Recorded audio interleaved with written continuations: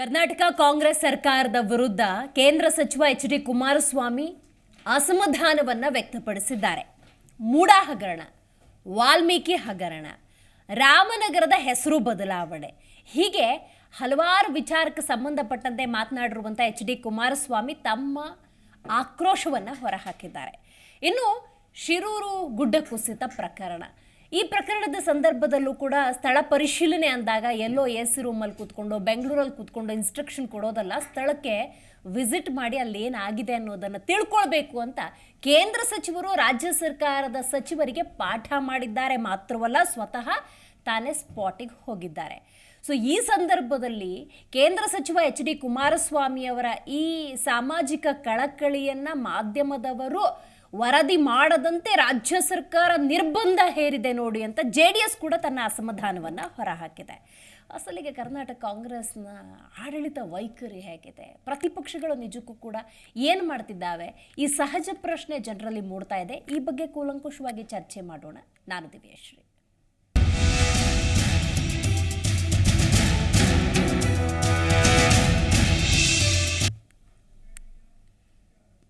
ಕೇಂದ್ರ ಸಚಿವರಾಗಿ ಚಾರ್ಜ್ ತಗೊಳ್ತಾ ಇದ್ದಂತೆ ಎಚ್.ಡಿ. ಕುಮಾರಸ್ವಾಮಿಯವರು ಕೊಂಚ ಹೆಚ್ಚಾಗಿ ಆಕ್ಟಿವ್ ಆದ ಕಾಣ್ತಾ ಇದೆ. ರಾಜ್ಯಕ್ಕೆ ಆಗಾಗ ಬರ್ತಾ ಇದ್ದಾರೆ, ಅಲ್ಲಲ್ಲಿ ಪರಿಶೀಲನೆಯನ್ನು ಮಾಡ್ತಾ ಇದ್ದಾರೆ, ಜನಸ್ಪಂದನ ಕಾರ್ಯಕ್ರಮ ಕೂಡ ಮಾಡಿದ್ರು. ಶಿರೂರು ಗುಡ್ಡ ಕುಸಿತ ಪ್ರಕರಣ ನೋಡಿ, ಆ ಸ್ಥಳ ಪರಿಶೀಲನೆ ಕೂಡ ಭಾಗಿಯಾಗಿದ್ರು. ಇದೆಲ್ಲದರ ನಡುವೆ ರಾಜ್ಯ ಸರ್ಕಾರದ ವಿರುದ್ಧ ಕುಮಾರಸ್ವಾಮಿ ಅಸಮಾಧಾನ ಹೊರಹಾಕಿದ್ದಾರೆ.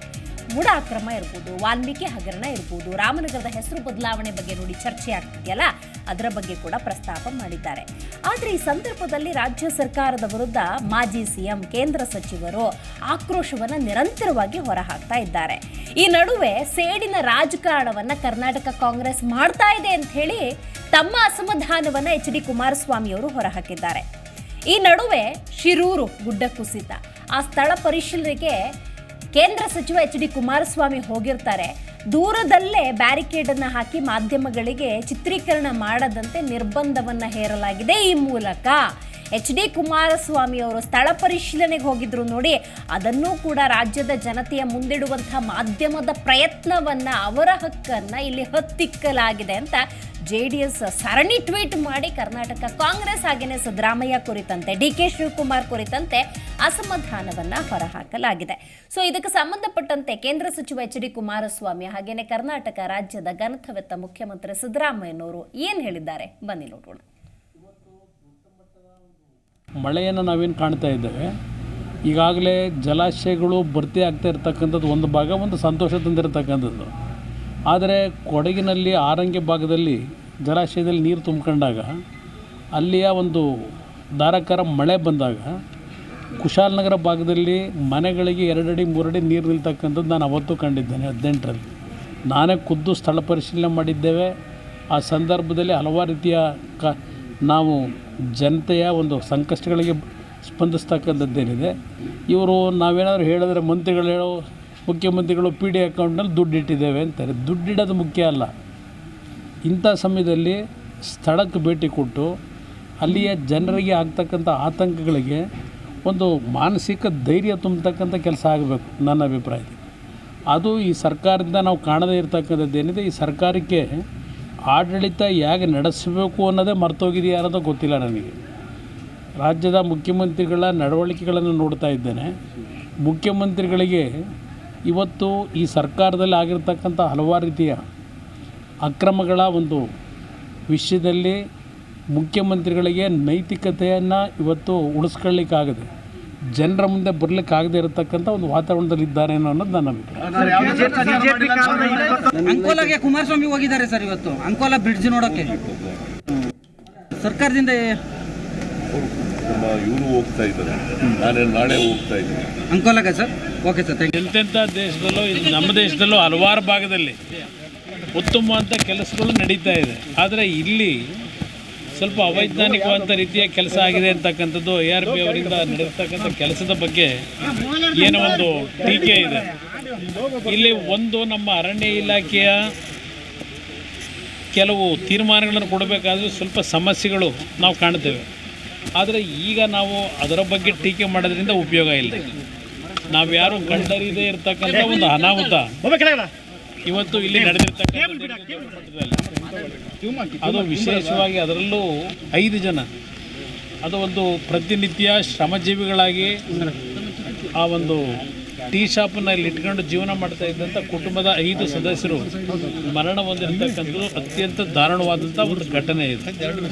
ಅದರ ಜೊತೆಗೆ 2-3 ದೊಡ್ಡ ಟ್ಯಾಂಕರ್ಗಳಿಗೂ ಆ ಒಂದು ಮಣ್ಣಿನ ಕುಸಿತ ಏನಿದೆ ಅದರಿಂದ ಆ ಒಂದು ಸ್ಪೀಡನ್ನು ನಾವು ಊಹೆ ಮಾಡಲಿಕ್ಕೂ ಆಗೋದಿಲ್ಲ. ಆ ಟ್ಯಾಂಕರ್ಗಳನ್ನು ಎಳ್ಕೊಂಡು ಹೋಗಿದ್ದಲ್ಲಿ ಬಿದ್ದಿರತಕ್ಕಂಥದ್ದು ಅದು ನಮ್ಮ ಭಾಗದಲ್ಲಿ ಈ ರೀತಿಯ ಒಂದು ಘಟನೆಗಳು ಇತ್ತೀಚೆಗೆ ನಡೀತಾ ಇರತಕ್ಕಂಥ ಕಾಣ್ತಾ ಇದ್ದೇವೆ. ಯಾಕೆಂದರೆ ನಾನು 2018ರಲ್ಲಿ ನಾನು ಮುಖ್ಯಮಂತ್ರಿ ಇದ್ದಂಥ ಸಂದರ್ಭದಲ್ಲಿ ಕೊಡಗು ಭಾಗದಲ್ಲಿ ಹಲವಾರು ಭಾಗದಲ್ಲಿ ಭೂಕುಸಿತ ಆದಂಥದ್ದು ನಾವು ಅವತ್ತೇನು ಕಂಡಿದ್ದೇವೆ. ಆ ಸಂದರ್ಭದಲ್ಲಿ ನನಗೂ ಸ್ವಲ್ಪ ಅನುಭವ ಆಗಿದೆ. ಆ ಸಂದರ್ಭ ನಾನೆಲ್ಲ ನೋಡಿದ್ದೇನೆ. ಅದರಿಂದ ಇಲ್ಲಿ ಒಂದೇ ನಿಮಿಷನಪ್ಪ, ಈಗ ಮಳೆ ಜೋರಾಗಿ ಬರ್ತಾ ಇದೆ. ಸ್ಲೈಡ್ ಅಧಿಕಾರಿಗಳ ಮೇಲೆ ನೀವು ಇಲ್ಲಿ ಪೊಲೀಸ್ ಅಧಿಕಾರಿಗಳ ಮೇಲೆ ನೀವು ಕೂಗಾಡೋದ್ರಾಗುತ್ತಾ? ಇಲ್ಲ, ಅವರ ಮುಂಜಾಗ್ರತಾ ಕ್ರಮ ಅವ್ರಿಗೆ ಜವಾಬ್ದಾರಿ ಇದೆ.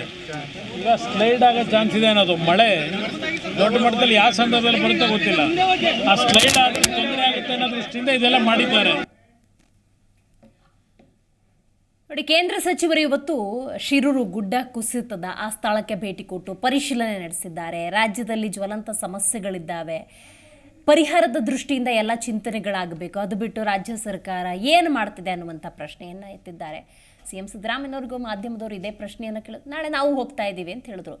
ಕರ್ನಾಟಕದ ಮುಖ್ಯಮಂತ್ರಿಗಳಿಗೆ ಕೇಂದ್ರ ಸಚಿವರು ಶಿರೂರಿಗೆ ನೀವು ಹೋಗಬೇಕು ಅಂತ ನೆನಪಿಸುವ ಸನ್ನಿವೇಶ ಬಂತಲ್ಲ ಅಂತ ಆ ಭಾಗದ ಜನ ಯೋಚನೆ ಮಾಡ್ತಾ ಇರ್ತಾರೆ. ರೈಟ್, ಈ ಬಗ್ಗೆ ಮಾತಾಡಲಿಕ್ಕೆ ಇವತ್ತು ನಮ್ಮ ಕಾರ್ಯಕ್ರಮದಲ್ಲಿ AAP ವಕ್ತಾರರಾಗಿರುವಂಥ ಡಾಕ್ಟರ್ ಕೇಶವ್ ಕುಮಾರ್ ಅವರಿದ್ದಾರೆ. ನಮಸ್ಕಾರ. ಏನು ನಮ್ಮ ಕಾರ್ಯಕ್ರಮದಲ್ಲಿ BJP ವಕ್ತಾರರಾಗಿರುವಂತಹ ದಿಲೀಪ್ ಗೌಡ್ರಿದ್ದಾರೆ. ನಮಸ್ಕಾರ ದಿಲೀಪ್ ಅವರೇ. ಕೀಳು ಮಟ್ಟದ ರಾಜಕಾರಣವನ್ನು ನೀವೇನು ಕಂಡಿದ್ದೀರಿ? ಮೂಡಾ ಹಗರಣ ಅಂದಾಗ ತನಿಖೆ ಆಗ್ತಾ ಇದೆ, ವಾಲ್ಮೀಕಿ ಹಗರಣ, ED, ಈ ಕಡೆ CBI, SID ಎಲ್ಲ ತನಿಖೆ ಆಗ್ತಾ ಇದೆ. ರೈಟ್, ರಾಮನಗರದ ವಿಚಾರಕ್ಕೆ ಬರೋದಾದರೆ it is extension of Bengaluru, ಅಭಿವೃದ್ಧಿಯ ಸಂಕೇತ ಅದು. ಎಲ್ಲ ಅಭಿವೃದ್ಧಿ ವಿಚಾರದಲ್ಲಿ ತನಿಖೆ ಕೂಡ ಪಾರದರ್ಶಕವಾಗಿ ಆಗ್ತಿದ್ದಾಗ ನಿಮಗೆ ಯಾವ ಕೀಳು ಮಟ್ಟದ ರಾಜಕಾರಣ ಕಾಣ್ತಾ ಇದೆ? ನೋಡಿ ಮೇಡಮ್, ಇವತ್ತು ಸಿದ್ದರಾಮಯ್ಯನವ್ರದ್ದು ಏನಾಗಿದೆ ಅಂತಂದ್ರೆ ಪಾಪ ಹಗರಣಗಳ ಸರ್ದಾರ ಆಗ್ಬಿಟ್ಟಿದ್ದಾರೆ. ಭಾಗ್ಯಗಳ ರಾಮಯ್ಯ ಹೋಗಿ ಹಗರಣಗಳ ರಾಮಯ್ಯ ಆಗ್ಬಿಟ್ಟಿದ್ದಾರೆ. ಇವತ್ತು ಭ್ರಷ್ಟಾಚಾರಗಳ ರಾಮಯ್ಯ ಹೋಗಿದ್ದಾರೆ. ನೋಡಿ, ಇವತ್ತು ಮನ್ಕಾಳ್ ವೈದ್ಯ ಅವರು ಭೇಟಿ ನೀಡಿದ್ದಾರೆ. ಮನ್ಕಾಳ್ ಯಾವತ್ತೇ ಆಗ್ಲಿ ಪ್ರಾಕೃತಿಕ ವಿಕೋಪಗಳು ನಡೆದಾಗ ಯಾವುದೇ ಸರ್ಕಾರ ಇರ್ಲಿ ಮುಂಜಾಗ್ರತಾ ಕ್ರಮಗಳಂತ ತೆಗೆದುಕೊಬೇಕು. ಆಲ್ರೆಡಿ ಏಪ್ರಿಲ್ ಮೇನಲ್ಲೇನೆ ಹವಾಮಾನ ಇಲಾಖೆ ಹೇಳಿತ್ತು ಈ ಬಾರಿ ಸರಾಸರಿಗಿಂತ ಜಾಸ್ತಿ ಮಳೆ ಆಗುತ್ತೆ ಅಂತೇಳಿ. ಸರ್ಕಾರ ಯಾವ್ದ್ರ ಬಗ್ಗೆನೂ ತಲೆ ಕೆಡಿಸ್ಕೊಳ್ಳಿಲ್ಲ. ಡೆಂಗ್ಯೂ ವಿಚಾರದಲ್ಲಿ ಕೈ ಕೊಟ್ಟಿ ಕುಳಿತುಕೊತ್ತು ಸರ್ಕಾರ. ಮಾನ್ಯ ಆರೋಗ್ಯ ಸಚಿವರಾದಂತ ದಿನೇಶ್ ಗುಂಡೂರಾವ್ ಅವರು ಸ್ವಿಮ್ಮಿಂಗ್ ಪೂಲ್ ನಲ್ಲಿ ಸ್ವಿಮ್ಮಿಂಗ್ ಮಾಡೋದು ಹೆಂಗೆ ಅಂತ ಕಲಿತಾ ಇದ್ರು. ಯಾವುದೇ ಕಾರಣಕ್ಕೂ ಮುಂಜಾಗ್ರತಾ ಕ್ರಮ ಕೈಗೊಳ್ಳಿಲ್ಲ. ಯಾವ ರೀತಿ ಡೆಂಗ್ಯೂನ ನಿಲ್ಲಿಸಬೇಕು, ಯಾವ ರೀತಿ ಆ ಸ್ಪ್ರೇನ ಓಡಿಸಬೇಕು. ಬೆಂಗಳೂರಿನಲ್ಲಿ ಯಾವಾಗಲೂ ಸಹ ಒಂದು ಈ ಸಾಂಕ್ರಾಮಿಕ ರೋಗಗಳು ಬರೋ ಸಮಯ ಯಾವಾಗ ಅಂತ ಎಲ್ಲರಿಗೂ ಗೊತ್ತಿದೆ. ಮಳೆ ಸ್ಟಾರ್ಟ್ ಆಗೋ ಟೈಮ್ನಲ್ಲಿ ಮಳೆಗಿಂತ ಮುಂಚೆ ಬರ್ತದೆ ಅಂತೇಳಿ. ಆ ಸಮಯದಲ್ಲಿ ಸರ್ಕಾರ ಕ್ರಮಗಳನ್ನ ಕೈಗೊಳ್ಬೇಕು. ಡೆಂಗ್ಯೂ ನಿಯಂತ್ರಣಕ್ಕೆ ಕ್ರಮಗಳನ್ನ ಕೈಗೊಳ್ಬೇಕು. ಈ ಫಾಗ್ ಅನ್ನ ಬಿಡ್ತಾರೆ, ಮತ್ತೆ ಸರ್ಕಾರ ಆಸ್ಪತ್ರೆಗಳನ್ನ ರೆಡಿ ಸುಸಜ್ಜಿತವಾಗಿ ಇಟ್ಕೊಬೇಕು. ಆದ್ರೆ ಇವರು ಯಾವುದೇ ರೀತಿ ಮುಂಜಾಗ್ರತಾ ಕ್ರಮಗಳನ್ನ ಕೈಗೊಳ್ಳಿಲ್ಲ. ಈ ಮಳೆ ವಿಚಾರದಲ್ಲಿ ಆಗಿರ್ಬೋದು, ಈ ಮಳೆ ಬರ್ತದೆ ಅಂತ ಮುಂಚೆನೆ ಹೇಳಿದ್ರು ಸಹ ಯಾವ್ಯಾವ ಡೇಂಜರಸ್ ಪ್ಲೇಸಸ್ಗಳಿದೆ, ಯಾವ್ಯಾವ ಗುಡ್ಡ ಕುಸಿತ ಪ್ರದೇಶಗಳಿದೆ, ಅಲ್ಲಿ ಜನಗಳಿಗೆ ಅವರು ಸೂಚನೆ ಕೊಟ್ಟು ಅಲ್ಲೇನು ತೊಂದರೆ ಆಗದಂತೆ ಕೆಲಸಗಳನ್ನ ಮಾಡಬೇಕು ಅನ್ನೋ ಕಡೆ ತೆಗೆದುಕೊಳ್ಳಿಲ್ಲ. ಮತ್ತೆ ಸಿದ್ದರಾಮಯ್ಯನವರು ಯಾಕೆ ಇವತ್ತು ಕುಮಾರಸ್ವಾಮಿ ಅವರು ಹೋಗಿರೋದಕ್ಕೆ ಇಷ್ಟೊಂದು ತಲೆ ಕೆಡಿಸ್ಕೊಂಡ್ಬಿಟ್ಟಿದ್ದಾರೆ ಕಾಂಗ್ರೆಸ್ನವರು ಅಂತ ನಮ್ಗೆ ಅರ್ಥ ಆಗ್ತಾ ಇಲ್ಲ. DK ಶಿವಕುಮಾರ್ ಹೇಳಿದ್ದಾರೆ, ಏನು ಕುಮಾರಸ್ವಾಮಿ ಅವರು CRPF ಯೋಧರನ್ನ ಕರ್ಕೊಂಡ್ ಬಂದಿದ್ದಾರೆ ಅಲ್ಲಿಗೆ ಅಂತೇಳಿ. ಕುಮಾರಸ್ವಾಮಿ ಅವರು ಹೋಗಿ ಇವ್ರಿಗೆ ಹೇಳ್ಬೇಕಾ ಮೇಡಮ್? ಇವ್ರು ಮನದಟ್ಟು ಮಾಡ್ಬೇಕಾ ನೀವು ಬನ್ನಿ ಅಂತೇಳಿ? ಯಾವುದೇ ಸರ್ಕಾರದಲ್ಲಾಗ್ಲಿ ಯಾವತ್ತೇ ಆಗ್ಲಿ ಹವಾಮಾನ ವೈಪರೀತ್ಯಗಳಾದಾಗ ಸರ್ಕಾರ ಸರ್ವಸಜ್ಜಿತವಾಗಿ ನಿಂತ್ಕೊಬೇಕು. ನೀವಿವತ್ತು ರಾಜ್ಯದಲ್ಲಿ ಇಷ್ಟೊಂದು ಜ್ವಲಂತ ಸಮಸ್ಯೆಗಳಿದ್ದಾವೆ ಅಂತ ಇಷ್ಟು ಮಾತಾಡ್ತಿದ್ದೀರಲ್ಲ, ಸದನದಲ್ಲಿ ಸ್ಪೀಕರು ಸೇರಿದಂಗೆ ಕಾಂಗ್ರೆಸ್ ನಾಯಕರು ರಾಜ್ಯದಲ್ಲಿ ಬೇಕಾದಷ್ಟು ಸಮಸ್ಯೆ ಆಗಿದ್ದಾವೆ, ಅದ್ರ ಬಗ್ಗೆ ಚರ್ಚೆ ಮಾಡೋಣ, ಬರೀ ವಾಲ್ಮೀಕಿ ಅಂತ ಕುತ್ಕೊಂಡ್ಬಿಟ್ಟಿದ್ದೀರಿ, ಸ್ವಲ್ಪ ಆಲಿಸಿ ಪರಾಮರ್ಶೆ ಮಾಡಿ ಚಿಂತನ ಮಂಥನ ಮಾಡೋಣ, ರಾಜ್ಯದ ಸಮಸ್ಯೆಗೊಂದು ಸೂಕ್ತ ಪರಿಹಾರ ತಗೊಳ್ಳೋಣ ಅಂದ್ರೆ ಆಗಿರ್ಲಿಲ್ಲದ ವ್ಯವಧಾನ ಈಗ ಯಾಕೆ? ಆದ್ರೆ ಹಾಗಾದ್ರೆ ಈ ವಾಲ್ಮೀಕಿ ವಿಚಾರ ಬಿಟ್ಬಿಡೋಣ. ವಾಲ್ಮೀಕಿ ವಿಚಾರದಲ್ಲಿ ಇದ್ರೊಳಗಡೆ ಇನ್ವಾಲ್ವ್ ಆಗಿರೋದು ಎಲ್ಲರದು ಅರೆಸ್ಟ್ ಆಗಿದ್ಯಾ? ಬಸವನಗೌಡ ದದ್ದಲ್ ಅವರು ಯಾಕೆ ಇನ್ನೂ ತಲೆಮರೆಸ್ಕೊಂಡು ಓಡಾಡ್ತಾ ಇದ್ದಾರೆ? ಮತ್ತೆ ಅವ್ರ ಜೊತೆ ಇದ್ದಂತಹ ಕೆಲವು ಟೀಮ್ಗಳು ಯಾಕೆ ಓಡಾಡ್ತಾ ಇದ್ದಾರೆ? ಇವ್ರನ್ನ ವಾಲ್ಮೀಕಿ ನಿಗಮ ಮಂಡಳಿಯಲ್ಲಿ ಏನು ಈ ದೊಡ್ಡ ಬ್ರಹ್ಮಾಂಡ ಭ್ರಷ್ಟಾಚಾರ ಆಯ್ತೋ, ಇವರ ಒಂದು ಏನು ಸಚಿವರು ಏನು ಈ ಸಚಿವರನ್ನ ಬಂಧಿಸ್ಲಿಕ್ಕೆ ಇಡಿನೇ ಯಾಕೆ ಬರ್ಬೇಕಾಗಿತ್ತು? SIT ಯಾಕೆ ಬಂಧಿಸ್ಲಿಕ್ಕೆ ಆಗ್ಲಿಲ್ಲ ಅವ್ರನ್ನ? SIT ಎಲ್ಲೋ ಒಂದ್ ಕಡೆ ಯಾಕೆ ರಕ್ಷಣೆ ಮಾಡ್ಬೇಕು ಅಂತ ಹೊರತು ಇವ್ರನ್ನ ರಕ್ಷಣಾತ್ಮಕವಾಗಿ ತೆಗೆದುಕೊಬೇಕು ಅಂತ ಯಾಕೆ ಹೊರತು? ಇವತ್ತು ಈ ವಿಚಾರ ಯಾವುದೇ ವಿಚಾರವನ್ನ ಬಿಡ ಪರಿಸ್ಥಿತಿ ಇಲ್ಲ ವಿರೋಧ ಪಕ್ಷಗಳು. ಅದು ವಾಲ್ಮೀಕಿ ನಿಗಮ ಮಂಡಳಿ ಹಗರಣನೇ ಆಗಿರ್ಲಿ, ಮೂಢ ಹಗರಣನೇ ಆಗಿರ್ಲಿ. ಮತ್ತೆ ಬಟ್ ನೋಡಿ ಮೇಡಮ್, ಯಾವಾಗ್ಲೂ ಸಹ ಸಿದ್ದರಾಮಯ್ಯನವರು ಬಿಜೆಪಿ ಸರ್ಕಾರದಲ್ಲೂ ಹೇಳ್ತಾ ಇದ್ರು ಚೀಫ್ ಮಿನಿಸ್ಟರ್ ಇಸ್ ದ ಕಲ್ಪ್ರಿಸ್ಟ್ ಅಂತ ಹೇಳಿ. ಎಲ್ಲದಕ್ಕೂ ಚೀಫ್ ಮಿನಿಸ್ಟರೇ ನೇರ ಹೊಣೆ. ಈ ಫೈನಾನ್ಸ್ ಪ್ರತಿಯೊಂದು ರೂಪಾಯಿಗೂ ಸಹ ಚೀಫ್ ಮಿನಿಸ್ಟರ್ ಇಸ್ ಎಲ್ಡ್ ರೆಸ್ಪಾನ್ಸಿಬಲ್ ಅಂತ ಸಿದ್ದರಾಮಯ್ಯನವರು ಸದನದಲ್ಲಿ ಹೇಳಿರ್ತಕ್ಕಂಥದ್ದು. ಇದಕ್ಕೆಲ್ಲ ಕಾರಣ ಸಿದ್ದರಾಮಯ್ಯನವರು ಅಂತ ಹೇಳಿ ನಾವು ಯಾಕೆ ಹೇಳ್ತೀವಿ ಅಂದ್ರೆ ಸಿದ್ದರಾಮಯ್ಯ ಓಲ್ಡ್ ಸ್ಟೇಟ್ಮೆಂಟ್ ತಗೊಳ್ತೀವಿ ನಾವು. ಬಸವರಾಜ ಬೊಮ್ಮಾಯಿನವರು ಇದ್ದಾಗ ಪ್ರತಿಯೊಂದು ₹1 ಹಣಕ್ಕೂ ಸಹ ಸಿದ್ದರಾಮಯ್ಯನವರು ಬಸವರಾಜ ಬೊಮ್ಮಾಯಿಯವರೇ ಕಾರಣ. Chief minister is the culprit, is the held responsible ಅಂತ ಹೇಳ್ತಿದ್ದವರು. ಇವತ್ತು ನಡೆದಿರ್ತಕ್ಕಂಥ ಪ್ರತಿಯೊಂದು ಹಗರಣಕ್ಕೂ ಪ್ರತಿಯೊಂದು ರೂಪಾಯಿಗೂ ಸಹ CM ಸಿದ್ದರಾಮಯ್ಯನವರೇ ನೇರ ಹೊಣೆ. ಯಾಕೆ ಅಂದ್ರೆ ಈ ರಾಜ್ಯದ ಮುಖ್ಯಮಂತ್ರಿಗಳು is the first person of the Karnataka. ನಾವು ಯಾರೋ ಒಬ್ಬ ಮಾಡ್ದ, ಇವನ್ ಮಾಡ್ದ, ಅವನ್ ಮಾಡ್ದ ಅಂತ ಕೇಳೋದಕ್ಕಿಂತ ನಾವು ಕೇಳೋದು ಸಿದ್ದರಾಮಯ್ಯನವರು. ಯಾಕೆಂದ್ರೆ ರಾಜ್ಯದ ಮುಖ್ಯಮಂತ್ರಿ ಅವರು. ಎಲ್ಲದಕ್ಕೂ ಪ್ರತಿಯೊಂದಕ್ಕೂ ರಾಜ್ಯದಲ್ಲಿ ಏನೇ ಸಮಸ್ಯೆ ಆದ್ರೂ ಸಹ ಅದು ಫೈನಾನ್ಸ್ ವಿಚಾರದಲ್ಲಾಗಿರ್ಬೋದು, ಅಥವಾ ದುಡ್ಡಿನ ವ್ಯವಹಾರಗಳಾಗಿರ್ಬೋದು, ಭ್ರಷ್ಟಾಚಾರ ಆಗಿರ್ಬೋದು, ಪ್ರಕೃತಿ ವಿಕೋಪಗಳನ್ನ ಸರಿಯಾಗಿ ಇವ್ರು ಮುಂಜಾಗ್ರತಾ ಕ್ರಮ ಕೈಗೊಳ್ಳದಲ್ಲೇ ಆಗಿರ್ಬೋದು, ಮನೆ ಯಜಮಾನನ್ನೇ ಕೇಳ್ತೀವಿ ನಾವು. ಮನೆ ಯಜಮಾನ ಯಾರು? ಸಿದ್ದರಾಮಯ್ಯ. ಇವತ್ತು ಸಿದ್ದರಾಮಯ್ಯನವರೇ ಇದಕ್ಕೆಲ್ಲ ನೇರ ಹೊಣೆ. ಯಾಕೆಂದ್ರೆ ಅವ್ರು ಮುಂಜಾಗ್ರತಾ ಕ್ರಮ ಕೈಗೊಳ್ಬೇಕಾದ್ರೆ ಜವಾಬ್ದಾರಿ, ಅಧಿಕಾರಿಗಳಿಗೆ ಸೂಚನೆ ಕೊಡಬೇಕಾಗಿರೋದು ಅವ್ರ ಜವಾಬ್ದಾರಿ, ನಾವು ಅವ್ರನ್ನೇ ಕೇಳ್ತೀವಿ. ರೈಟ್. ಇದೀಗ ನಮ್ಮ ಕಾರ್ಯಕ್ರಮದಲ್ಲಿ ಕಾಂಗ್ರೆಸ್ ವಕ್ತಾರರಾಗಿರುವಂತಹ ದರ್ಶನ್ ಅವರು ಭಾಗಿಯಾಗಿದ್ದಾರೆ. ನಮಸ್ಕಾರ. ಇನ್ನು JDS ವಕ್ತಾರರು ಸೈಯದ್ ತಸ್ಲೀಂ ಅವರಿದ್ದಾರೆ. ನಮಸ್ಕಾರ. ದರ್ಶನ್ ಅವರೇ, HD ಕುಮಾರಸ್ವಾಮಿ ಅವರು ಗಂಭೀರ ಆರೋಪವನ್ನ ಮಾಡಿದ್ದಾರೆ. ಈ ಕರ್ನಾಟಕ ಕಾಂಗ್ರೆಸ್ ಕೀಳು ಮಟ್ಟದ ರಾಜಕಾರಣವನ್ನ ಮಾಡ್ತಾ ಇದೆ, ಒಂದು ಪ್ರಬುದ್ಧತೆ ಇಲ್ಲ ಅಂತದೇನ್ ಮಾಡಿದ್ರಿ ನೀವು ಅಂತ? ವ್ಯಕ್ತಿಗೆ ಏನಂತಂದ್ರೆ ಫ್ರಸ್ಟ್ರೇಷನ್ನು ತುಂಬ ಆಗೋಗ್ಬಿಟ್ಟಿದೆ. ಅದು ಇವತ್ತಲ್ಲ, ಯಾವಾಗ ಚುನಾವಣೆ ರಿಸಲ್ಟ್ ಬಂತು, ನನ್ನ ಪಕ್ಷ ಅಧಿಕಾರಕ್ಕೆ ತರ್ತೀನಿ, ನಾನೇನೋ ಸಾಧನೆ ಮಾಡ್ತೀನಿ, ಇಲ್ಲ ನನ್ನ ಪಕ್ಷನ ವಿಸರ್ಜನೆ ಮಾಡ್ತೀನಿ ಅಂತೆಲ್ಲ ಹೇಳಿದಂಥವ್ರು ಮಾನ್ಯ ಕುಮಾರಸ್ವಾಮಿ ಅವರು ಫ್ರಸ್ಟ್ರೇಷನ್ಲಿದ್ದಾರೆ. ಬಹಳ ಮುಖ್ಯವಾಗಿ ಯಾವ ಕಾರಣಕ್ಕೆ ಫ್ರಸ್ಟ್ರೇಷನ್ ಅಲ್ಲಿದ್ದಾರೆ?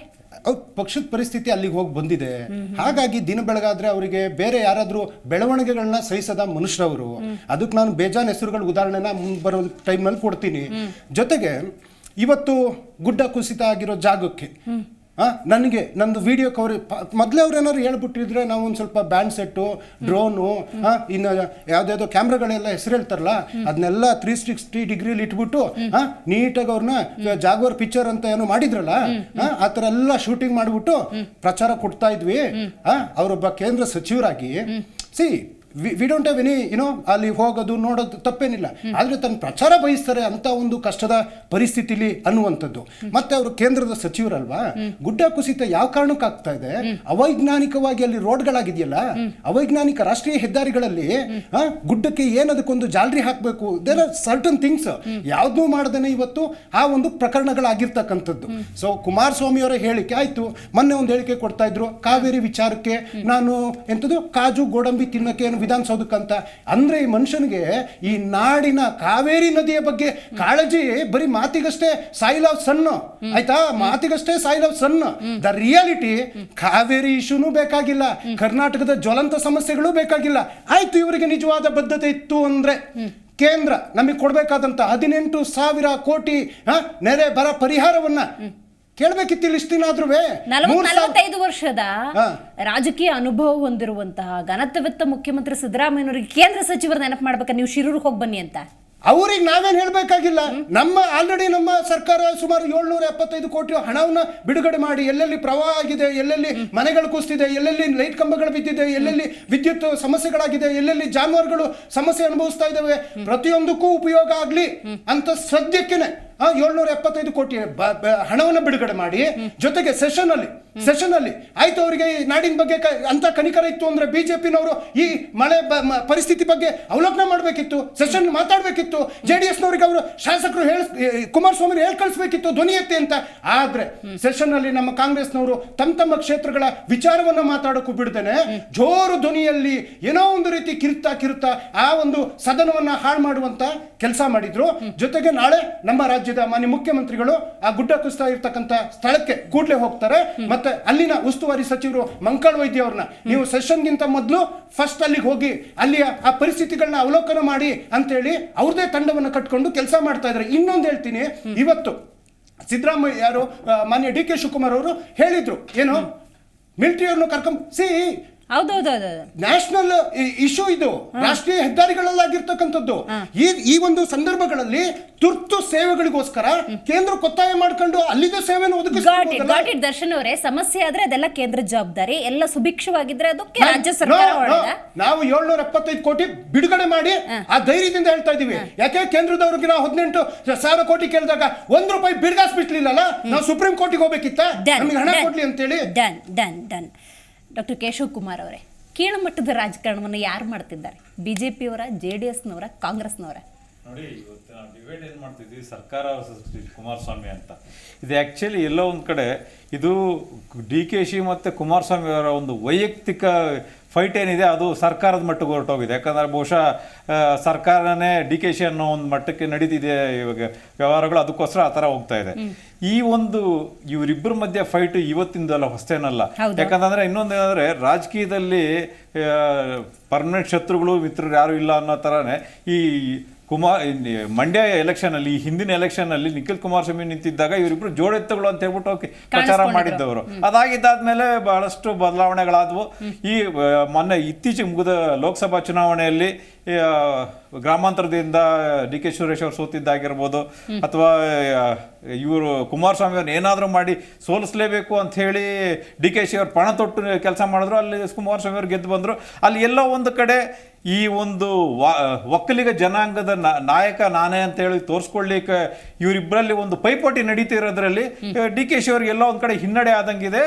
ಸೊ ಹಾಗಾಗಿ ಈ ಫೈಟ್ ಜಾಸ್ತಿ ಆಗಿದೆ. ನೀವು ಹೇಳ್ದ ಹಂಗೇನೆ ರಿವೆಂಜಿಗೆ ನಿಂತ್ಕೊಂಡ್ಬಿಟ್ರೆ ರಾಜ್ಯ ಜನರ ಪರಿಸ್ಥಿತಿ ಏನು ಅಂತ. ಅದೇ ಈಗ ಏನಂತಂದ್ರೆ ನೋಡಿ, ಇಲ್ಲಿ ಒಬ್ರು ಕೇಂದ್ರ ಸಚಿವರು, ಇಲ್ಲಿ ಒಬ್ರು DCM ಆಗಿರೋರು, ಇವರುಗಳು ಒಂದು ಸಮುದಾಯಕ್ಕೋಸ್ಕರ ಮೀಸಲಾಗಿರೋ ಥರ ಕೆಲಸ ಮಾಡ್ತಾ ಇರೋಂಗೆ ಕಾಣ್ತಾ ಇದೆ. ಇವಾಗ ನೀವು ಇವರು DKC ಅವ್ರದ್ದು ಸ್ಟೇಟ್ಮೆಂಟ್ ನೋಡ್ಬೋದು. ಚನ್ನಪಟ್ಟಣ ಎಲೆಕ್ಷನ್ಸ್ ಬರ್ತಾ ಇದೆ, ಅಲ್ಲಿ ಈಗಾಗಲೇ ರ್ಯಾಲಿಗಳು ಸ್ಟಾರ್ಟ್ ಆಗಿದೆ ಅವ್ರದ್ದು. ಸೊ ಅಲ್ಲಿ ರಾಮನಗರ ಜಿಲ್ಲೆನ ಅದಕ್ಕೆ ಬೆಂಗಳೂರು ದಕ್ಷಿಣ ಅಂತ ಹೆಸರಿಡ್ತೀನಿ, ಇದು ಮುಂದುವರಿಬೇಕು. ನೋಡಿ, ರಾಮನಗರ ಯಾವಾಗ ಜಿಲ್ಲೆ ಆಗಿದೆ? ಇತ್ತೀಚೆಗೆ ಹೊಸದಾಗಿರೋದು. ಈ ಹಿಂದೆನೇ ಬೆಂಗಳೂರು ಪಕ್ಕದಲ್ಲಿರೋಂಥ ಒಂದು ಕೋಲಾರ ಕೂಡ ಯಾವಾಗಿಂದನೋ ದಶಕಗಳಿಂದ ಜಿಲ್ಲೆ ಆಗಿರೋದು, ಅದು ಹಿಂದುಳಿದಿದೆ. ಅದನ್ನೇನಾದ್ರು ಮುಂದೆ ತರಬೇಕು ಅನ್ನೋ ಇದು ಯೋಜನೆ DKC ಅವ್ರಿಗಿಲ್ವಾ? ಯಾಕೆ ರಾಮನಗರನೇ ಯಾಕೆ ಬೇಕು? ಹೌದು, ಅವ್ರಿಗೇನೋ ವೈಯಕ್ತಿಕ ಆಸಕ್ತಿ ಇರ್ಬೋದು, ಅವ್ರ ಆ ಭಾಗದವ್ರು ಇರ್ಬೋದು, ಆದ್ರೆ ಇವ್ರಿಗೆ ಇಡೀ ರಾಜ್ಯದ್ದು ಅಥವಾ ಬೆಂಗಳೂರು ಪಕ್ಕದಲ್ಲಿರೋ ಬೇರೆ ಜಿಲ್ಲೆಗಳ ಬಗ್ಗೆ ಗಮನ ಇಲ್ವಾ? ರಾಮನಗರನೇ ಬೇಕಾ?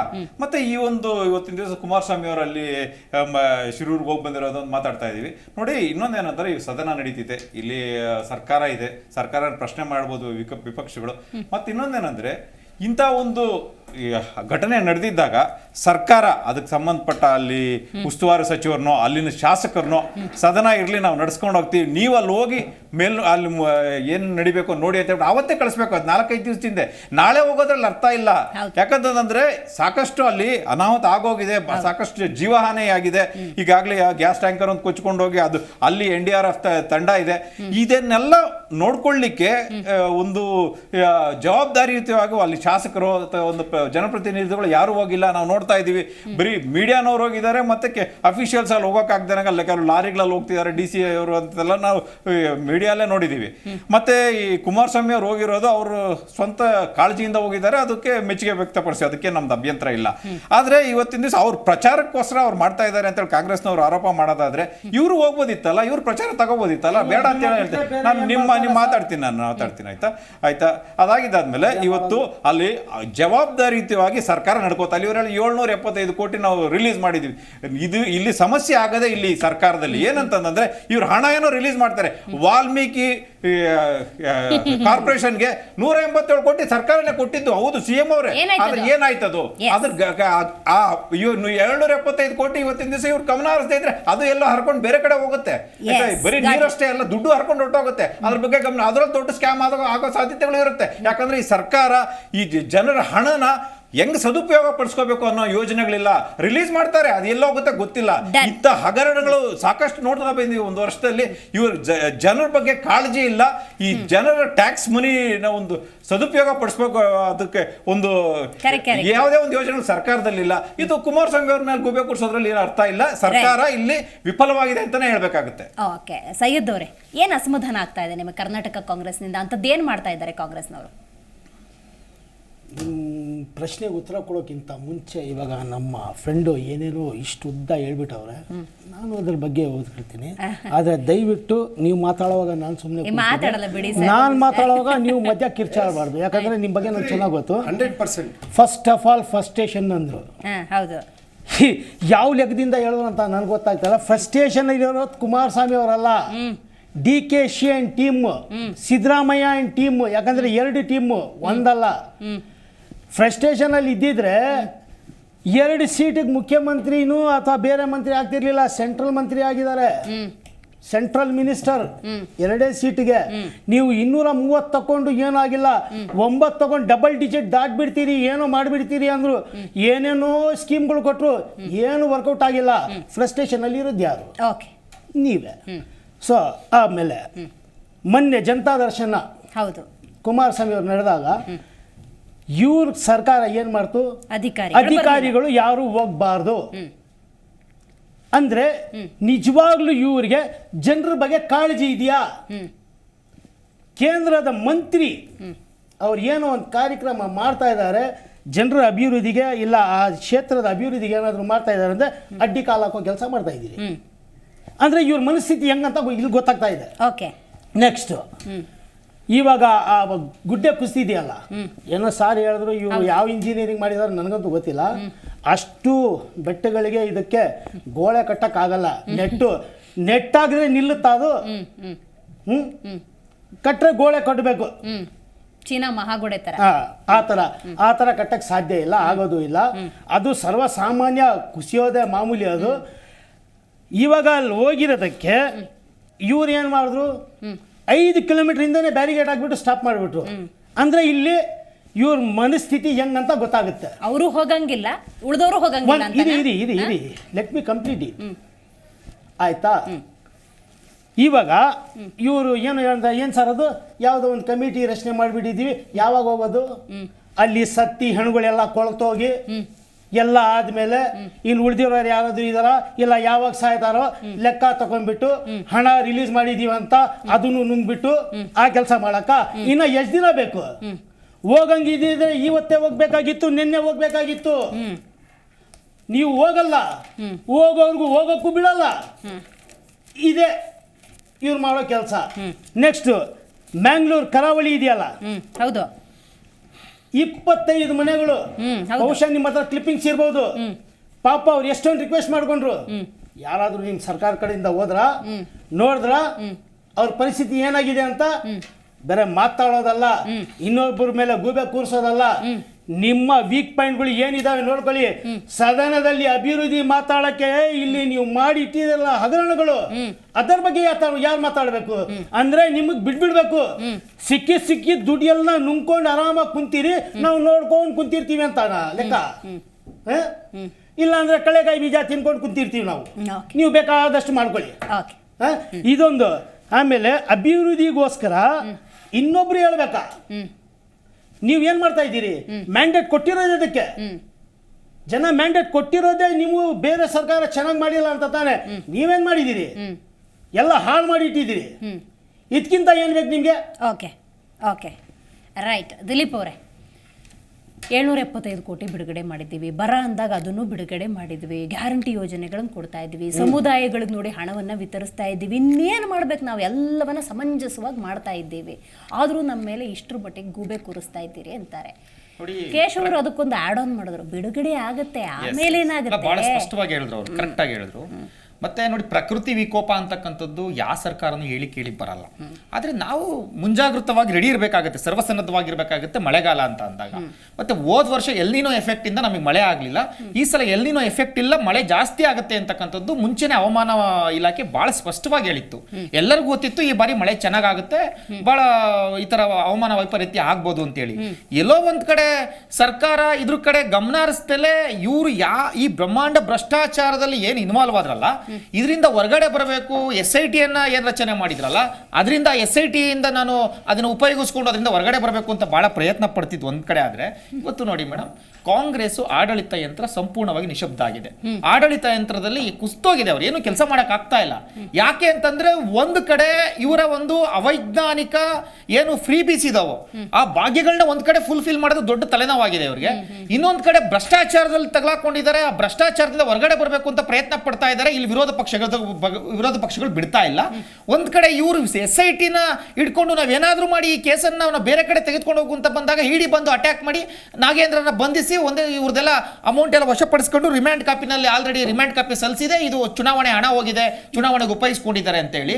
ಇಷ್ಟೆಲ್ಲ ಸಮಸ್ಯೆ ಇರಬೇಕಾದ್ರೆ ಇವ್ರದೊಂದು ಗುಂಪು, ಇವ್ರದೇನೆ team, DK Shivakumar team and Siddaramaiah team. ನಾನು CM ಆಗಬೇಕು, ನೀನು CM ಆಗಬೇಕು, ನಾನು KPCC ಅಧ್ಯಕ್ಷ ಆಗಬೇಕು, ಇವ್ರು ಆಗಬೇಕು. ಇಷ್ಟೆಲ್ಲ ಇವ್ರದ್ದು ಹೆಂಗಾಗೋಗಿದೆ ಅಂದ್ರೆ ಗೊಂದಲದ ಗೂಡ ಆಗ್ಬಿಟ್ಟಿದೆ. ನೋಡಿ, ಯಾವತ್ತೇ ಆಗ್ಲಿ ಜವಾಬ್ದಾರಿಯುತ ಸರ್ಕಾರಕ್ಕೆ ಅದ ಇದ್ರ BJP or JDS or Congress ನಿಮಗೆ ಹೋಲಿಸಿದ್ರೆ ಅವ್ರು ತುಂಬಾ ಅನುಭವಸ್ಥರು, ದೇ ವಿಲ್ ಪ್ಲಾನ್. ಮೇಡಮ್ 2013ರಿಂದ 2018 ಇದ್ದಂತ ಸಿದ್ದರಾಮಯ್ಯನವರೇ ಬೇರೆ. ಬಟ್ ಆದ್ರೆ ಈಗಿನ ಪರಿಸ್ಥಿತಿ ಸಿದ್ದರಾಮಯ್ಯನವ್ರಿಗೆ ಏನಾಯ್ತು ಅಂತ ಗೊತ್ತಿಲ್ಲ, ಏನು ಪ್ರೆಜರ್ ಆಗ್ತಾ ಇದೆ ಅಂತ ಗೊತ್ತಿಲ್ಲ. ಆ ಅನುಭವದ ಕೊರತೆ ಇವತ್ತು ಕಾಣಿಸ್ತಾ ಇದೆ. ಆ ಅನುಭವ ಯಾಕೆ ಇವತ್ತು ಉಪಯೋಗಿಸ್ಕೊಳಕ್ ಆಗ್ತಾ ಇಲ್ಲ?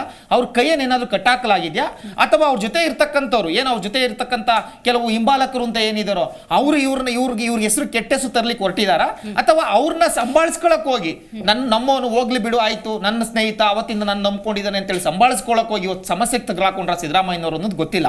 ಆದ್ರೆ ಇವತ್ತಂತೂ ಇವರ ಆಡಳಿತ ಯಂತ್ರ ಕುಸಿಲಿಕ್ಕೆ ನಾನು ಇಷ್ಟು ಹೇಳ್ದಲ್ಲ ಪಾಯಿಂಟ್, ಇವರ ಇನ್ನರ್ ಫೈಟ್, ಇವರ ಪಕ್ಷದ ಒಳಜಗಳಗಳು, ಅದ್ರ ಜೊತೆಗೆ ಬ್ರಹ್ಮಾಂಡ ಭ್ರಷ್ಟಾಚಾರ, ಮತ್ತೆ ಅದ್ರ ಜೊತೆಗೆ ಪ್ರಾಕೃತಿಕ ವಿಕೋಪಗಳು ಇವಾಗಲೇ ಬರ್ತಾ ಇರೋದು, ಇಷ್ಟೆಲ್ಲ ಇನ್ವಾಲ್ವ್ ಆಗಿ ಇವರು ಎಲ್ಲೋ ಒಂದ್ ಕಡೆ ಕೆಲಸ ಮಾಡಕ್ ಆಗ್ತಾ ಇಲ್ಲ. ಇನ್ನೊಂದು madam, DK Shivakumar and Kumaraswamy ಅವ್ರ ಫೈಟ್ ಯಾಕೆ ಬಂತು ಅಂತ ನಾನು ಒಂದ್ ನಿಮಿಷದಲ್ಲಿ ಮುಗಿಸ್ತೀನಿ.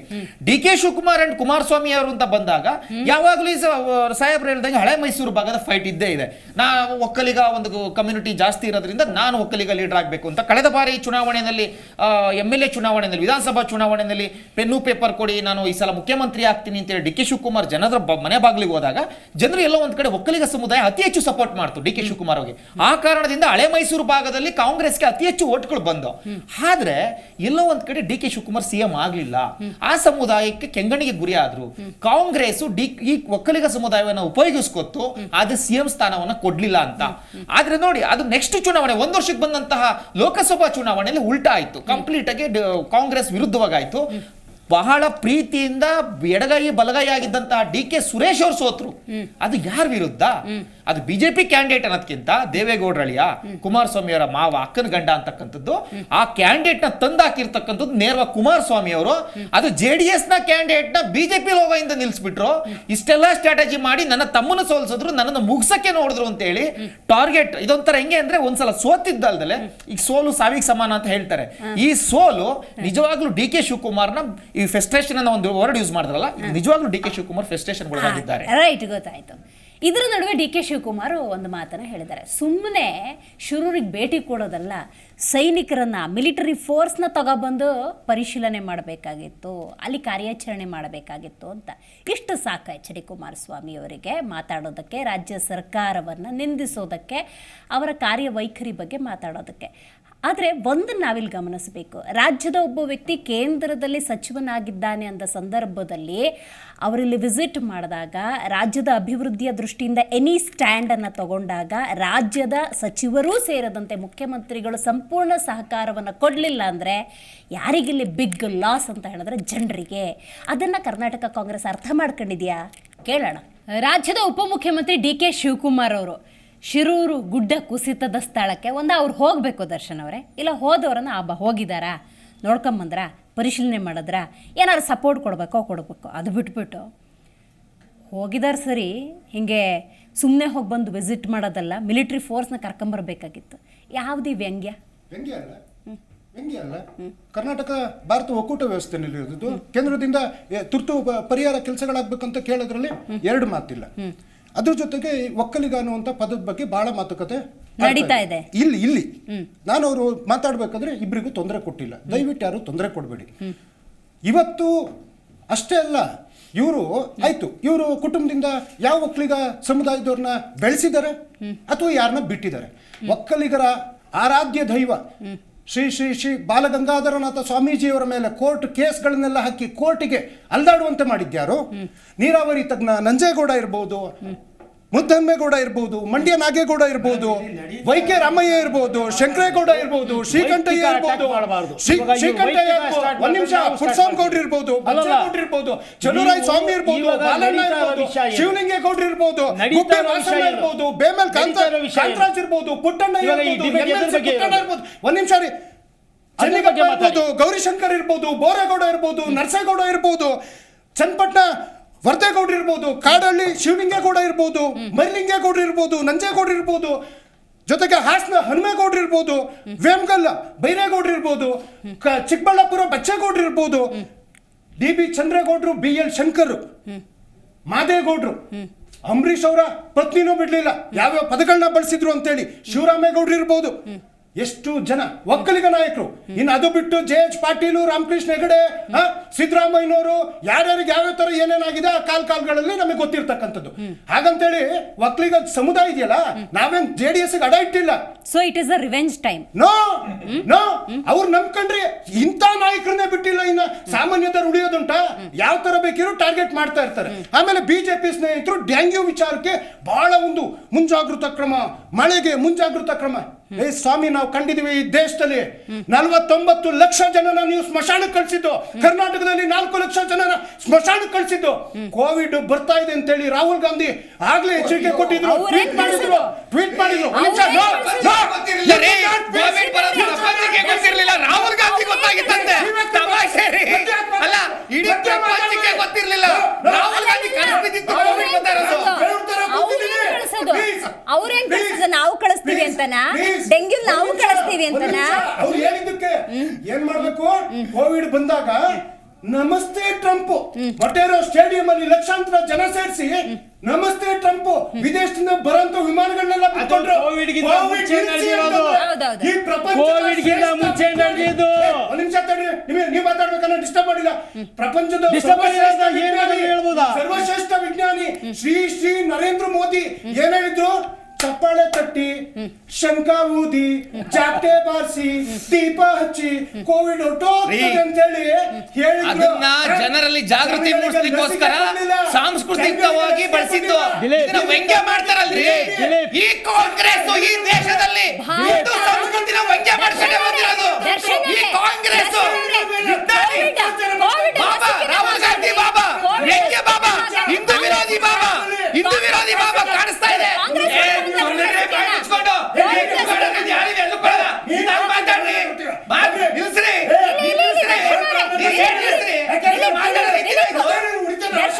ಭಾಷೆ ಮೇಲೆ ಇಡ್ತಾ ಇದ್ರು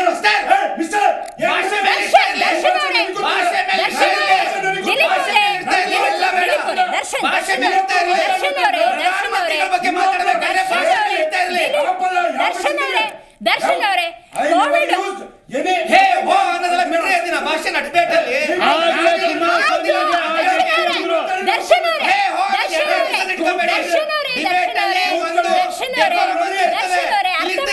ಪ್ರತಿಯೊಬ್ಬರ ಗೌರವಿಂದಲೇ ಬಂದಿರ್ತಕ್ಕಂಥದ್ದು. ಆಯ್ತು, ನೀವು ಹೇಳದಾಗೇನೆ ಇಡೀ ವಿಶ್ವವೇ ಕೋವಿಡ್ ನಿಂದ ತತ್ತರಿಸಿದ್ದಾಗ ಕಾಂಗ್ರೆಸ್ ಲಸಿಕೆ ಕೊಟ್ಟಿದ್ದು, ಇಡೀ ವಿಶ್ವಕ್ಕೆ, ಭಾರತಕ್ಕೆ ಲಸಿಕೆ ಕೊಟ್ಟಿದ್ದು. ನೀವು ಒಂಥರ ಬಿಜೆಪಿ ಪರ ನಾನು ಕೇಳ್ತಾ ಇದ್ದೀನಿ. ಸತ್ಯ ಹೇಳೋದೆಲ್ಲ ಬಿಜೆಪಿ ಪರ, ನೀವು ಹೇಳೋದೆಲ್ಲ ಸತ್ಯ ಎಷ್ಟು ಸೈಡ್ ಎಫೆಕ್ಟ್ ಆಗ್ತಾ ಇದೆ. ಆ ಶ್ರೀರಾಮ್ ಕಂಪ್ನಿಯವನು ಈ ದೇಶ ಬಿಟ್ಟು ಓಡೋಗಿದ್ದಾನೆ, ಅವನು ಈ ದೇಶ ಬಿಟ್ಟು ಓಡೋಗಿದ್ದಾನೆ. ಸೈಡ್ ಎಫೆಕ್ಟ್ ಏನೇನಾಗಿದೆ ಅಂತ ಸ್ವಲ್ಪ ತಿಳಿಸ್ಬಿಡಿ. ಕೋವಿಡ್ ಲಸಿಕೆಯಿಂದ ನಾವು ಲಸಿಕೆ ಕೊಟ್ಟಿದ್ವಿ, ಪೋಲಿಯೋ ಲಸಿಕೆ ಕೊಟ್ಟಿದ್ವಿ. ಅಲ್ಲ ಇವ್ರಿ ಸೈಡ್ ಎಫೆಕ್ಟ್ ಆಯ್ತು. ಸಾಕು ಸಾಕು ದರ್ಶನ್ ಅವರೇ, ನಾವು ಇದ್ದೀವಿ. ಸಾಕು ಸಾಕು ಸಾಕು ಕೇಶವ್ ನೋಡಿ ಇವತ್ತು ನಾವು ಏನ್ ಡಿಬೇಟ್ ಹೌದು. ಇವಾಗ ನಿನ್ನೆ ಒಂದು ಹಗರಣದ ಬಗ್ಗೆ ವಿಧಾನಸೌಧದಲ್ಲಿ ನಾವು ಡಿಬೇಟ್ ನೋಡ್ತಾ ಇದ್ವಿ. CM ಆದಿಯಾಗಿ ಕಾಂಗ್ರೆಸ್ನ ಎಲ್ಲ ನಾಯಕರದ್ದು ಡಿಬೇಟ್ ನೋಡ್ತಿದ್ವಿ. ಇವತ್ತು ನಮ್ಮ ದರ್ಶನ್ ಅವ್ರದ್ದು ಇಲ್ಲಿ ಡಿಬೇಟ್ ನೋಡ್ತಾ ಇದ್ದೀವಿ. ಎರಡರಲ್ಲೂ ಒಂದೇ ಒಂದು ಸಮಾನವಾದ ಒಂದು ಅಂಶ ಇದೆ. ಏನಂತಂದ್ರೆ ಇಬ್ರು ವಿಷಯ ಬಿಟ್ಟು ಬೇರೆ ಎಲ್ಲ ಮಾತಾಡ್ತೀರಾ. ಒಂದು ನಿಮಿಷ ನೋಡಿ, ನೀವು ಮಾತಾಡ್ಬೇಕು, ನಾನು ಮಾತಾಡಿಲ್ಲ ಇವಾಗ ನಾನು ಮಾತಾಡ್ಬೇಕು, ಅಡ್ಡ ಬರಬೇಡಿ ನೀವು, ಅರ್ಥ ಆಯ್ತಾ? ಇಲ್ಲಿ ವಿಷಯ ಬಿಟ್ಟು ಬೇರೆ ಎಲ್ಲ ಮಾತಾಡ್ತಾರೆ. ಇಲ್ಲಿ ವಾಸ್ತವ ಇವಾಗ ಏನು ಸರ್ಕಾರ ಜವಾಬ್ದಾರಿಯುತವಾಗಿ ನಡ್ಕೊತಾ ಇದೆಯಾ ಇಲ್ವಾ? ಕುಮಾರಸ್ವಾಮಿ ಅವ್ರು ಬಂದ್ರು ಹೋದ್ರು ಅದು ನಾವು ಪಕ್ಕಕ್ಕೆ ಕೇಳೋಣ. ಇವಾಗ ರಾಜ್ಯದಲ್ಲಿ ರಾಜ್ಯ ಜನತೆ ಒಂದು ಸಂಕಷ್ಟದಲ್ಲಿದ್ದಾರೆ. ಇದ್ರ ಬಗ್ಗೆ ಸ್ಪಂದಿಸ್ತಾ ಇದೆಯಾ? ಇಲ್ಲ. ಇದೇನಂತಂದ್ರೆ ಒಬ್ಬರ ಮೇಲೊಬ್ರು ದೂರೋದು, ಇವ್ರ ಮೇಲೆ ಅವರು ಆಪಾದನೆಗಳು ಮಾಡಿದ್ದಾರೆ. ನಿನ್ನೆ ಒಂದು ಹಗರಣದಲ್ಲಿ ಅಷ್ಟೇ ನೋಡಿ, ನೀವು ಹಗರಣಗಳು ಮಾಡಿಲ್ವಾ? ಇಷ್ಟು ಶುದ್ಧಲ್ಲಿ ಇಷ್ಟು ಓದಿದ್ರು ಸಿದ್ದರಾಮಯ್ಯ ಅವರು. ಯಾಕೆ ಬೇಕದು? ಹೌದು, ಎಲ್ಲ ಹಗರಣಗಳು ಮಾಡಿ ಅವರು ಹಗರಣಗಳು ಮಾಡಿದ್ದಾರೆ ಅಂದ್ರೆ ಅವ್ರು ಮಾಡ್ತಿದ್ದಾರೆ, ನಾವು ಕಂಟಿನ್ಯೂ ಮಾಡ್ಕೊಂಡು ಹೋಗ್ತೀವಿ ಅಂತನಾ? ಇಲ್ಲಿ ಇವ್ರು ಕೊಡ್ತಿರೋದು ಒಂದೇ ಒಂದು ಸ್ಪಷ್ಟ ಸಂದೇಶ ಅಂದ್ರೆ ಇಲ್ಲಿ ರಾಜ್ಯದ ಜನರು ಮುಟ್ಟಾಳ್ರು. ನಿಮ್ಗೆ ಅಧಿಕಾರ ಗೊತ್ತಿದ್ದಾಗ ನೀವು ದೋಚಿದ್ರ, ಇವಾಗ ನಮ್ಗೆ ಅಧಿಕಾರ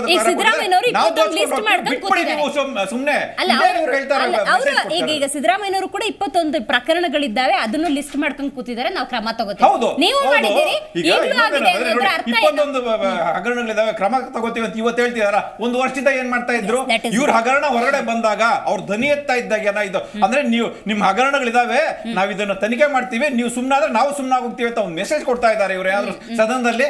ಇಲ್ಲ, ಇಲ್ಲಿ ಏನಂತಂದ್ರೆ ಹೇಳ್ತಿದ್ದೀನಲ್ವಾ, ಜನರನ್ನ ಮುಟ್ಟಾಳ್ರ ಮಾಡ್ತಾರೆ. ನೀವು ಅವ್ರ ಅಧಿಕಾರ ಕೊಟ್ಟಿದ್ದ ಅವ್ರು ದೋಚ್ಕೊಂಡ್ರು, ನಾವು ದೋಚ್ಕೊತೀವಿ, ಬಿಟ್ಬಿಡಿ ಅಂತ ಒಂದು ಮೆಸೇಜ್ ಕೊಡ್ತಾ ಇದ್ದಾರೆ ಸಿದ್ದರಾಮಯ್ಯ ಅವರು. ಇವಾಗ ಇಲ್ಲಿ ಹಗರಣ ಆಗಿದೆ ನೋಡಿ, ಕ್ಯಾಶ್ ಟ್ರಾನ್ಸಾಕ್ಷನ್, ಡಿಜಿಟಲ್ ಟ್ರಾನ್ಸಾಕ್ಷನ್ಸ್ ಆಗಿದೆ, ಎಲ್ಲಿಂದ ಎಲ್ಲಿಗೆ ಹೋಗಿದೆ ಅಂತ ಎಲ್ಲ ಒಂದು ಟ್ರ್ಯಾಕ್ ಇದೆ ಇಲ್ಲಿ, ಆಯ್ತಾ? ಇವತ್ತಿನ ದಿವಸ ಏನು ಒಂದು ಬ್ಯಾಂಕ್ ಅಲ್ಲಿ ಒಂದು ಅಚಾತುರ್ಯ ನಡೆದೋಗಿದೆ, ಬ್ಯಾಂಕ್ ಇಂದ ಟ್ರಾನ್ಸ್ಫರ್ ಆಗಿದೆ ಅಂತ ಹೇಳ್ಬಿಟ್ಟು ಬ್ಯಾಂಕ್ನವ್ರ ಮೇಲೆ ಹಾಕೋ ಒಂದು ಸಿದ್ದರಾಮಯ್ಯನವ್ರು ಮಾತಾಡ್ತಾ ಇದ್ದಾರೆ. ಚೀಫ್ ಮಿನಿಸ್ಟರ್ ಆಗಿ ಜವಾಬ್ದಾರಿ ಇಲ್ವೇ ಅವ್ರಿಗೆ? ಅಲ್ಲಿಂದ ಹೋಗಿ ಎಲ್ಲಿ ಟ್ರ್ಯಾಕ್ ಆಗಿದೆ? ಕರ್ನಾಟಕಕ್ಕೆ ಬಂದಿದೆ, ನಾಗೇಂದ್ರ ಆಪ್ತರ್ಗೆ ಬಂದಿದೆ, ದದ್ದಲ್ ಅವ್ರ ಆಪ್ತರ್ಗೆ ದುಡ್ಡು ಬಂದಿದೆ, ಅದ್ರ ಬಗ್ಗೆ ದನಿ ಯಾರು ಇಲ್ಲ. ಈಗ ನೋಡಿ, SIT ತನಿಖೆ ಮಾಡ್ತಿದ್ದಾರೆ ಅಂತ ದೊಡ್ಡದಾಗಿ ಹೇಳ್ಕೊತಾ ಇದ್ದಾರೆ ಸಿದ್ದರಾಮಯ್ಯ ಅವರು. SIT ಅವ್ರು ಯಾವ ತನಿಖೆ ಈ ಇತ್ತೀಚೆಗೆ ಒಂದು ವರ್ಷದಲ್ಲಿ ಒಂದು 3-4 ಪ್ರಕರಣಗಳಲ್ಲಿ SIT ಕೆಲಸ ಮಾಡ್ತಾ ಇದ್ದಾವೆ. ಬೇರೆ ಪ್ರಕರಣಗಳಲ್ಲಿ ಎಷ್ಟು ತ್ವರಿತವಾಗಿ ಹೆಂಗ್ ಕೆಲಸ ಮಾಡ್ತಾ ಇದೆ, ಇದ್ರಲ್ಲಿ ಕೆಲಸ ಮಾಡ್ತಾ ಇದೆಯಾ? ಕೆಲಸ ಮಾಡ್ತಾ ಇಲ್ಲ. ಇನ್ನೊಂದು ಬಹಳಷ್ಟು ನೋಡಿ, SIT ಯಾವ್ದು ಇನ್ನೊಂದು ಸಂದರ್ಭದಲ್ಲಿ ಒಂದು ಪ್ರಕರಣದಲ್ಲಿ ಏನಂತಂದ್ರೆ DKಶಿ ಅವ್ರ ಹೆಸರನ್ನ ಬಿಟ್ಬಿಡಿ ಅಂತೇಳಿ ಒತ್ತಡ ಆಗ್ತಾ ಇದೆ ಅಂತ ಕೂಡ ಯಾರೋ ಒಬ್ರು ಹೇಳಿದ್ದೆ. ನಾನು ನೋಡಿ, ದೇವರಾಜೇಗೌಡರು ಪ್ರಕರಣದಲ್ಲಿ ಹೇಳ್ತಿದ್ರು. ಅಂದ್ರೆ ಇವರು ಸರ್ಕಾರದಲ್ಲಿ SIT ಅಂತಂದ್ರೆ ಇವರು ಸಚಿವರನ್ನ, ಇವರ ಆಪ್ತರನ್ನ, ಇವರ MLAಗಳನ್ನ ಅವ್ರಿಗೊಂದು ಶೀಲ್ಡ್ ಆಗಿ ಬಳಸ್ಕೊಳ್ತಾ ಇದಾರ. ಈ ಒಂದು ಪ್ರಕರಣದ ತನಿಖೆಗಳು ಸರಿಯಾಗಿ ಆಗಾಗ ಬಿಡ್ತಾ ಇಲ್ಲ ಇವರು. ಇವಾಗ ED ಅವ್ರು ಬಂದಿದ್ದಾರೆ, ED ಅವರು ತನಿಖೆ ಮಾಡ್ಕೊಂಡು DKಶಿ ಅವ್ರು ಏನ್ ಹೇಳ್ತಿದ್ದಾರೆ, ಇದು ಏನು ತನಿಖೆ ಇವ್ರು ಬರಬಾರ್ದಿತ್ತು, ಏನಕ್ಕೆ ಬರಬೇಕಾಗಿತ್ತು? ಅವರು ಬಂದಿದ ತಕ್ಷಣನೇ ನಾಗೇಂದ್ರ ಅವ್ರಿಗೆ ಕ್ಲೀನ್ ಚಿಟ್ ಕೊಟ್ಬಿಟ್ರು. ಇವ್ರು ಹೇಗೆ ಅಂತಂದ್ರೆ, ಇವ್ರು ಎಲ್ಲೋ ಒಂದು ಕಡೆ ನಾಗೇಂದ್ರ ಅವ್ರನ್ನ ನಾವು ಬಚಾವ್ ಮಾಡದೇ ಇದ್ರೆ ನಾವು ಸಿಗಾಕೊಳ್ತೀವಿ ಅನ್ನೋ ಒಂದು ಭಯ ಕಾಡ್ತಿದೀವೋ ಅನ್ನೋದು ಎದ್ದು ಕಾಣ್ತಾ ಇದೀವಿ. ಸೈಯದ್ ಅವರೇ, ಜನಸ್ಪಂದನ ಅಂತ ಒಂದು ಕಾರ್ಯಕ್ರಮ ಬರ್ತಾರೆ HD ಕುಮಾರಸ್ವಾಮಿ ಅವರು. ಆ ಸಂದರ್ಭದಲ್ಲೂ ಕೂಡ ಅಧಿಕಾರಿಗಳು ಬರಲ್ಲ. ಇವಾಗ ನೋಡಿ, ಶಿರೂರಿಗೆ ಹೋಗ್ತಾರೆ, ಆ ಸಂದರ್ಭದಲ್ಲೂ ಕೂಡ ಅದಕ್ಕೆ ಟಾಂಗ್ ಕೊಡ್ತಾರೆ, ಸೈನಿಕರನ್ನ ಕರೆತಂದು ಫೀಲ್ಡಿಗೆ ಇಳಿಬೇಕಿತ್ತು ಅಂತ ಹೇಳ್ತಾರೆ. ಅಂತ ಹೇಳಿದ್ರೆ, ನಾನು ಆಗಲೇ ಒಂದು ವಿಷಯ ಹೇಳಿದೆ, ನಮ್ಮ ಕರುನಾಡಿನ ಒಬ್ಬ ವ್ಯಕ್ತಿ ಕೇಂದ್ರದಲ್ಲಿ ಸಚಿವ ಆಗಿದ್ದಾನೆ ಅಂದಾಗ, ರಾಜ್ಯದ ಅಭಿವೃದ್ಧಿಗೆ ಆತ ಒಂದೊಳ್ಳೆ ಸ್ಟ್ಯಾಂಡ್ ತಗೊಂಡಾಗ ರಾಜ್ಯದ ಸಚಿವರು ಅಂತಿರ್ತಾರೆ ನೋಡಿ, ಶಾಸಕರು ಅಂತಿರ್ತಾರೆ ನೋಡಿ, ಮುಖ್ಯಮಂತ್ರಿಗಳು ಅಂತಿರ್ತಾರೆ, ಅವ್ರ ಸಂಪೂರ್ಣ ಸಹಕಾರ ಬೇಕಲ್ವಾ? ಈ ಪ್ರಶ್ನೆಗಿಂತ ಮುಂಚೆ ಇವರು ಇಷ್ಟುದ್ದ ಲಿಸ್ಟ್ ಹೋದ್ರಲ್ಲ, ಅದರ ಬಗ್ಗೆ ಒಂದು ನಾನು ಉತ್ತರ ಕೊಡ್ತೀನಿ. ಇದಕ್ಕೂ ಉತ್ತರ ಕೊಡ್ಬೇಕು ಮತ್ತೆ ನೀವು ಕೊಡ್ತೀನಿ. ಇಲ್ಲ ಒಂದು ಹೇಳ್ತೀನಿ ಕೇಳಿ. ಈಗ ಸದ್ಯಕ್ಕೆ ನಾನು ಕಡಿಮೆ ಈ ವಿಷಯ ಸ್ಟಾರ್ಟ್ ಆಗದಿಂದ 8ನೇ ಡಿಬೇಟ್ ಇದು. ಕಾಂಗ್ರೆಸ್ ಅವ್ರು ಏನು ಮಾಡ್ತಾರಂದ್ರೆ, ಯಾವುದೋ ಸತ್ತೋಗಿರೋ 100 ವರ್ಷದ ಹಿಂದೆ ಊತಾಕಿರೋ ಹೆಣಗಳು ತೊಳಕ್ ಶುರು ಮಾಡ್ಬಿಡ್ತಾರೆ. ಇವ್ರ ಕೆಲಸ ಅದೇನೆ, ಅದರಲ್ಲಿ ಡೈವರ್ಟ್ ಮಾಡಬೇಕು. ಪಾಪ ಫ್ರಸ್ಟ್ರೇಷನ್ ಎಷ್ಟಿದೆ ಅಂತ ಇಲ್ಲೇ ಗೊತ್ತಾಗ್ತಾ ಇದೆ. ಇಡೀ ಕರ್ನಾಟಕ ಜನತೆ ನೋಡ್ಬಿಟ್ಟಿದ್ದಾರೆ. ಅವ್ರ ಫ್ರಸ್ಟ್ರೇಷನ್ ಎಷ್ಟಿದೆಯೋ ಅವ್ರಿಗಿಂತ ಜಾಸ್ತಿ ಫ್ರಸ್ಟ್ರೇಷನ್ ಅಂದರೆ ಫ್ರಸ್ಟ್ರೇಷನ್ ಇವ್ರೆ, ಆಯ್ತಾ? ಇವಾಗ ಸಿದ್ದರಾಮಯ್ಯ ಬಗ್ಗೆ ಹೇಳಿದ್ರಲ್ಲ, ಇದೇ ಸಿದ್ದರಾಮಯ್ಯನವರಿಗೆ ಇದೇ ದೇವೇಗೌಡರು ಕೈ ಹಿಡಿದು ತಗೊಂಡು ಬಂದು ಏನೇನೋ ಮಾಡಿಸಿದ್ರು. ಇದೇ ಜನತಾದಳ ಪಕ್ಷಕ್ಕೆ ಬೆನ್ನು ಚೂರಿ ಹಾಕಿ ಹೋಗಿರೋದು ಇಡೀ ಕರ್ನಾಟಕ ಜನರಿಗೆ ಗೊತ್ತಿದೆ. ಅದು ನಾನು ಹೇಳೋದು ಬೇಕಾಗಿಲ್ಲ. ಇವ್ರು ಪಾಪ ದೊಡ್ಡದಾಗಿ ಹೇಳ್ಬಿಟ್ರು, ಇವ್ರಿಗೆ ಮುಗಿಸ್ಬಿಟ್ರು ಅಂತ. ಅಂದರೆ ಇವ್ರಿಗೆ ಏನಾದರೂ ಹಗರಣಗಳು ಇವ್ರ ಥರ ಮಾಡಿದ್ರೆ ಬಿಡ್ಬೇಕು, ಏನಾದರೂ ಕ್ರಮ ತಗೊಂಡ್ರೆ ಪಕ್ಷಾಂತರ ಮಾಡ್ಕೊಳ್ಳೋದು, ಕುಮಾರಸ್ವಾಮಿ ಮೇಲೆ ಗೌಡ್ರ ಮೇಲೆ ಹೇಳ್ಬಿಡೋದು, ಆಪಾದನೆ ಹಾಕೋದು. ಹೌದಾ? ಆಯ್ತು. ಇವಾಗ ನೀವು ಇನ್ನೊಂದು ಕೇಳಿದ್ರಿ. ಇವಾಗ ಲಾಸ್ಟ್ ಟೈಮು ಇದು ಜನತಾ ದರ್ಶನಕ್ಕೆ ಕ್ಲೀನ್ ಆಗಿ ಹೇಳ್ಬಿಟ್ರು ಯಾವ ಅಧಿಕಾರಿನೂ ಹೋಗ್ಬಾರ್ದು ಅಂತ. ಇವಾಗ ಏನೋ ಮಿಲಿಟ್ರಿ ಗೊತ್ತಿದ್ರೆ ಅವ್ರು ಮನ್ಸು ಮಾಡಿದ್ರೆ ಮಿಲಿಟ್ರಿ ಎಷ್ಟು ಬೇಕಾದ್ರೂ ಕಳಿಸ್ತಾರೆ. ಆ ಕೆಪಾಸಿಟಿ ಇದೆ. ಆ ಕೆಪಾಸಿಟಿ ಇವ್ರು CMಗೂ ಇಲ್ಲ, DCMಗೂ ಇಲ್ಲ. ಕುಮಾರಸ್ವಾಮಿ ಅವ್ರಿಗೆ ಐತೆ. ಮಿಲಿಟ್ರಿ ಏನ್ ಬೇಕಾದ್ರೂ ತರಿಸೋ ಕೆಪಾಸಿಟಿ ಐತೆ. ಮೋದಿಜಿ ಅವ್ರ ಹತ್ರ ಅವ್ರು ಅಷ್ಟೊಂದು ಚೆನ್ನಾಗಿದ್ದಾರೆ. ಅವ್ರ ಯೋಗ್ಯತೆ ನೋಡಿನೇ ಅವ್ರು ಒಂದು ಸ್ಥಾನ ಕೊಟ್ಟಿರೋದು. ಆ ಸ್ಥಾನಮಾನ ನಿಮ್ಗೆ ಸಿಗಲ್ಲ, ಸಿಗೋದು ಇಲ್ಲ ಬಿಡಿ. ಆ ಯೋಗ್ಯತೆ ಇಲ್ಲ ಈ ಕಾಂಗ್ರೆಸ್ ಅವ್ರಿಗೆ.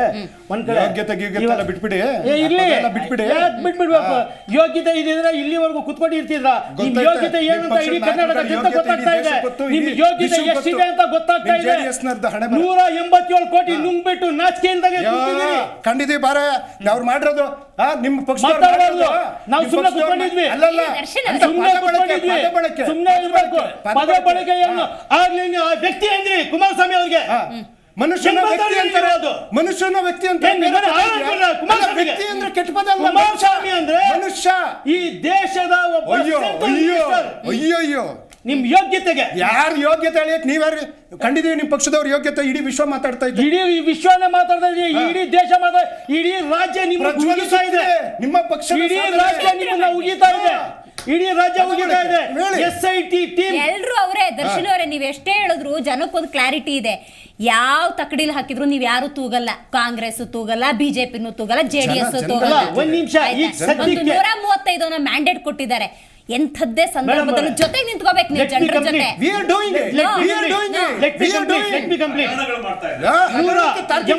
ಕೋಟಿ ಹಗರಣ ಸರಿ ಹೇಳ್ದಂಗೆ ನಾನು ಸುಮಾರು ಬಾರಿ ಹೇಳಿದ್ದೀನಿ. ಬೇರೆಯವ್ರ ವಿಚಾರ ಆದ್ರೆ 2 ದಿನ 3 ದಿನ ಎಂಟಲ್ಲಿ ಎದ್ದು ಎಲ್ಲರೂ ಒಳಗಾಗ್ಬಿಡ್ತೀರಿ. ಈ ವಿಚಾರದಲ್ಲಿ 45 ದಿನ 50 ದಿನ ಆದ್ರೂ ಇನ್ನ ಏನು ಆಗಿಲ್ಲ. ಬಹುಶಃ ಆಗುತ್ತೋ ಇಲ್ಲೋ ಅದು ಗೊತ್ತಿಲ್ಲ.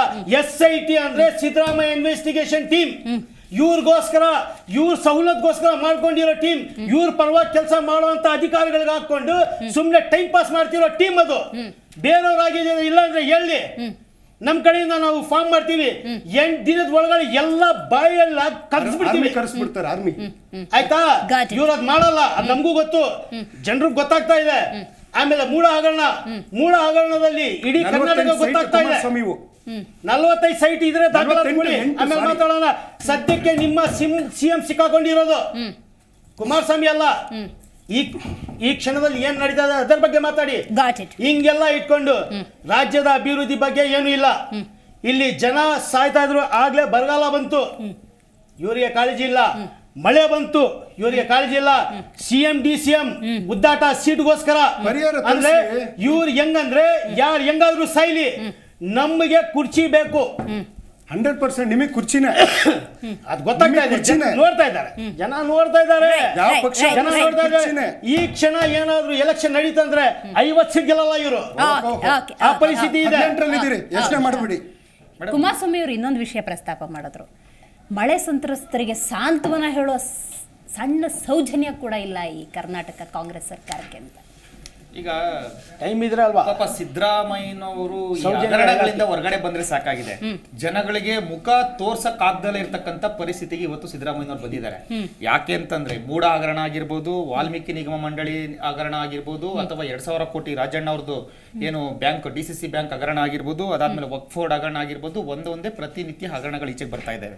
ಇನ್ನೊಂದು ಹೇಳಿದ್ರು BJP ಕಾಲದಲ್ಲಿ ಹಗರಣಗಳಾಗಿಲ್ವಾ ಅಂತೇಳಿ ಇಷ್ಟೆಲ್ಲ ಹೇಳಿದ್ರು.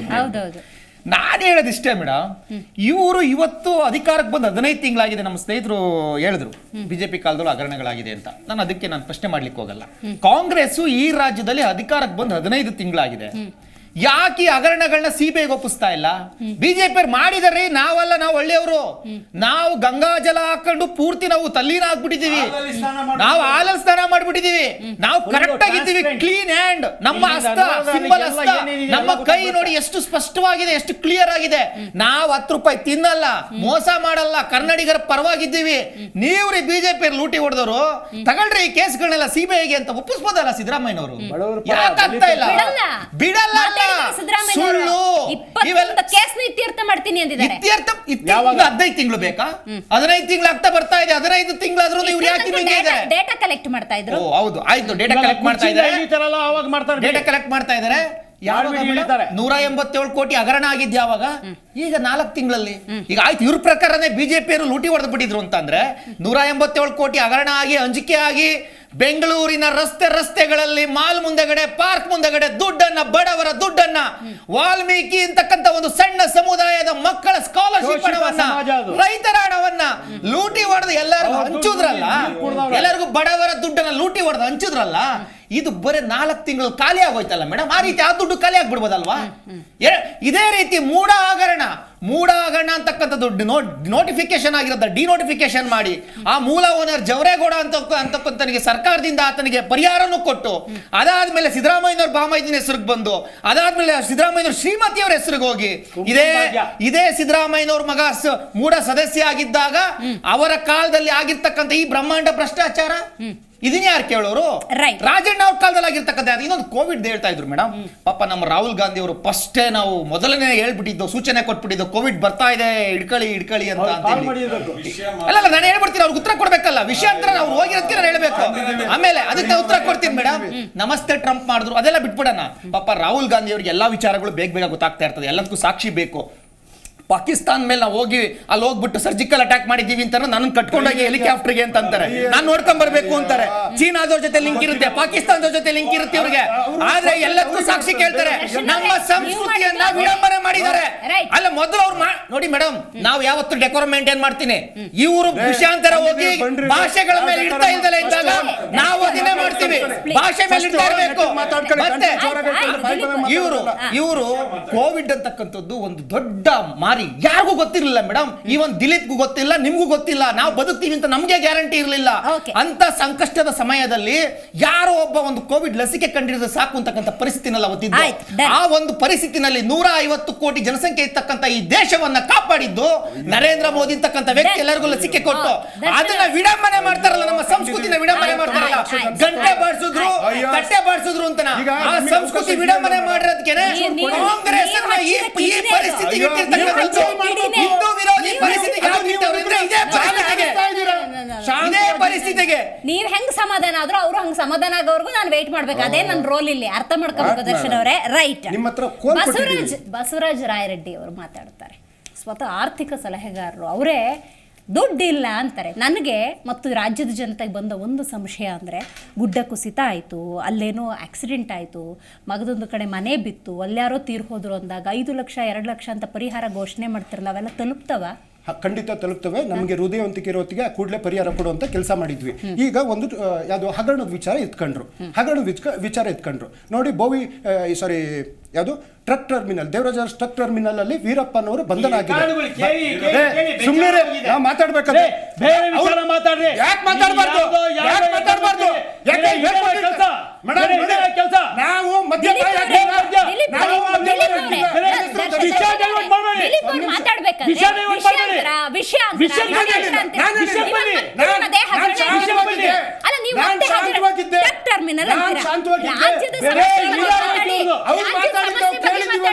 ರಾಜ್ಯ ಸಮಸ್ಯೆ ಬಗ್ಗೆ ಮಾತಾಡಿ, ಗುಡ್ಡ ಕುಸಿತ ಬಗ್ಗೆ ಮಾತಾಡಿ. ಕೇಂದ್ರದಲ್ಲಿ ಒಬ್ಬ ಸಚಿವರಿದ್ದಾರೆ, ಕರ್ನಾಟಕದ ವ್ಯಕ್ತಿಯಲ್ಲಿದ್ದಾರೆ. ಕೇಳಿಸ್ಕೊಳ್ಳಿ ದರ್ಶನ್ ಅವರೇ, ಕೇಳಿಸ್ಕೊಳ್ಳಿ ದರ್ಶನ್ ಅವರೇ. ಒಂದೇ ಒಂದು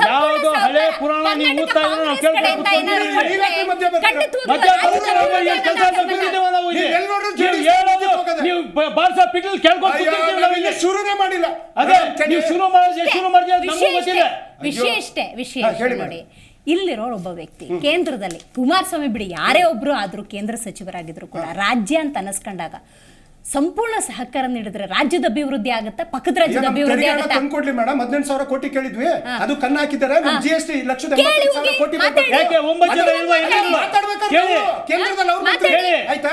ಈಗ ಕುಮಾರಸ್ವಾಮಿ ಅವರು ಬೇರೆ ರಾಜ್ಯದವರು ಮಾತಾಡಿ ಭೇಟಿಯಾಗಿ ಕರ್ದಿಲ್ವಲ್ಲ, ಕಾವೇರಿ ನೀರಾವರಿ ಇದಕ್ಕೆ ಜಲಾಶಯದ ವಿಚಾರಕ್ಕೆ ಕರ್ನಾಟಕ ಬಂದ್ರ, ಕೇಂದ್ರ ಮಂತ್ರಿ ಆಗಿದ್ದಾರೆ, ಮಾತಾಡಿ. ಎಲ್ಲಿ ಬಾಡಿ ಊಟ ತಿನ್ನಕ್ ಹೋಗಿದ್ರಲ್ಲ ಅಲ್ಲಿ ಚನ್ನಪಟ್ಟಣದಲ್ಲಿ, ಬಂದ್ರ ವಿಧಾನಸೌಧಕ್ಕೆ ನಾನು ಗೋಡಂಬಿ ದ್ರಾಕ್ಷಿ ತಿನ್ನಕ್ ಬಂದಿಲ್ಲ ಅಂತಂದ್ರಲ್ಲ, ಒಬ್ಬ ಕೇಂದ್ರ ಸಚಿವ ಮಾತಾಡೋ ರೀತಿನ ಅದು, ಕೇಂದ್ರ ಸಚಿವ ಮಾತಾಡೋ ರೀತಿನ ಆಯ್ತು. ಇವರು ಹಗರಣ ಅಂತ ಹೇಳಿದ್ರಲ್ಲ ಮೇಡಮ್, APMC ಒಂದ್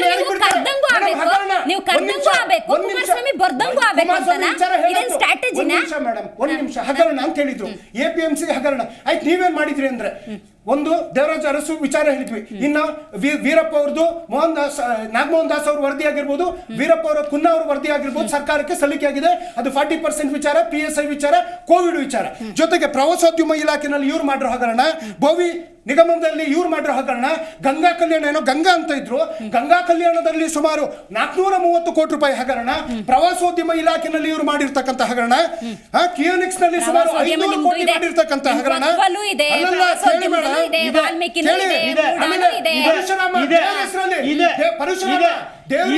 ವಿಚಾರ ಮಾತಾಡಿ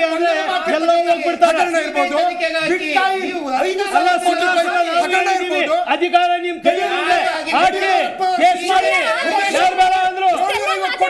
ದರ್ಶನ್ ಅವರೇ ಇಷ್ಟೆಲ್ಲ ಮಾತಾಡ್ತಿದ್ರಲ್ಲ ಅಂದ್ರೆ ನಾನು ಆಗ್ಲೇ ದಿಲೀಪ್ ಅವ್ರಿಗೆ ಹೇಳ್ದಂಗೆ 1 ವರ್ಷ 2 ತಿಂಗಳಲ್ಲಿ ಡೇಟಾ ಕಲೆಕ್ಟ್ ಮಾಡ್ತಿದ್ದೀರಾ? ಖಂಡಿತ SIT ಫಾರ್ಮ್ ಮಾಡಿದೀವಿ. ನನ್ನೆ ವಿಧಾನಸೌಧದಲ್ಲಿ ಸಿದ್ದರಾಮಯ್ಯನವರು ಹೇಳಿದ್ದಾರೆ, ಯಾರ್ಯಾರು ತಪ್ಪು ಮಾಡಿದ್ದಾರೆ ನಮ್ ಬುಡಕ್ ಬಂದಾಗಿ ಬಾಣ ಬಿಡೋಣ ಅಂತ.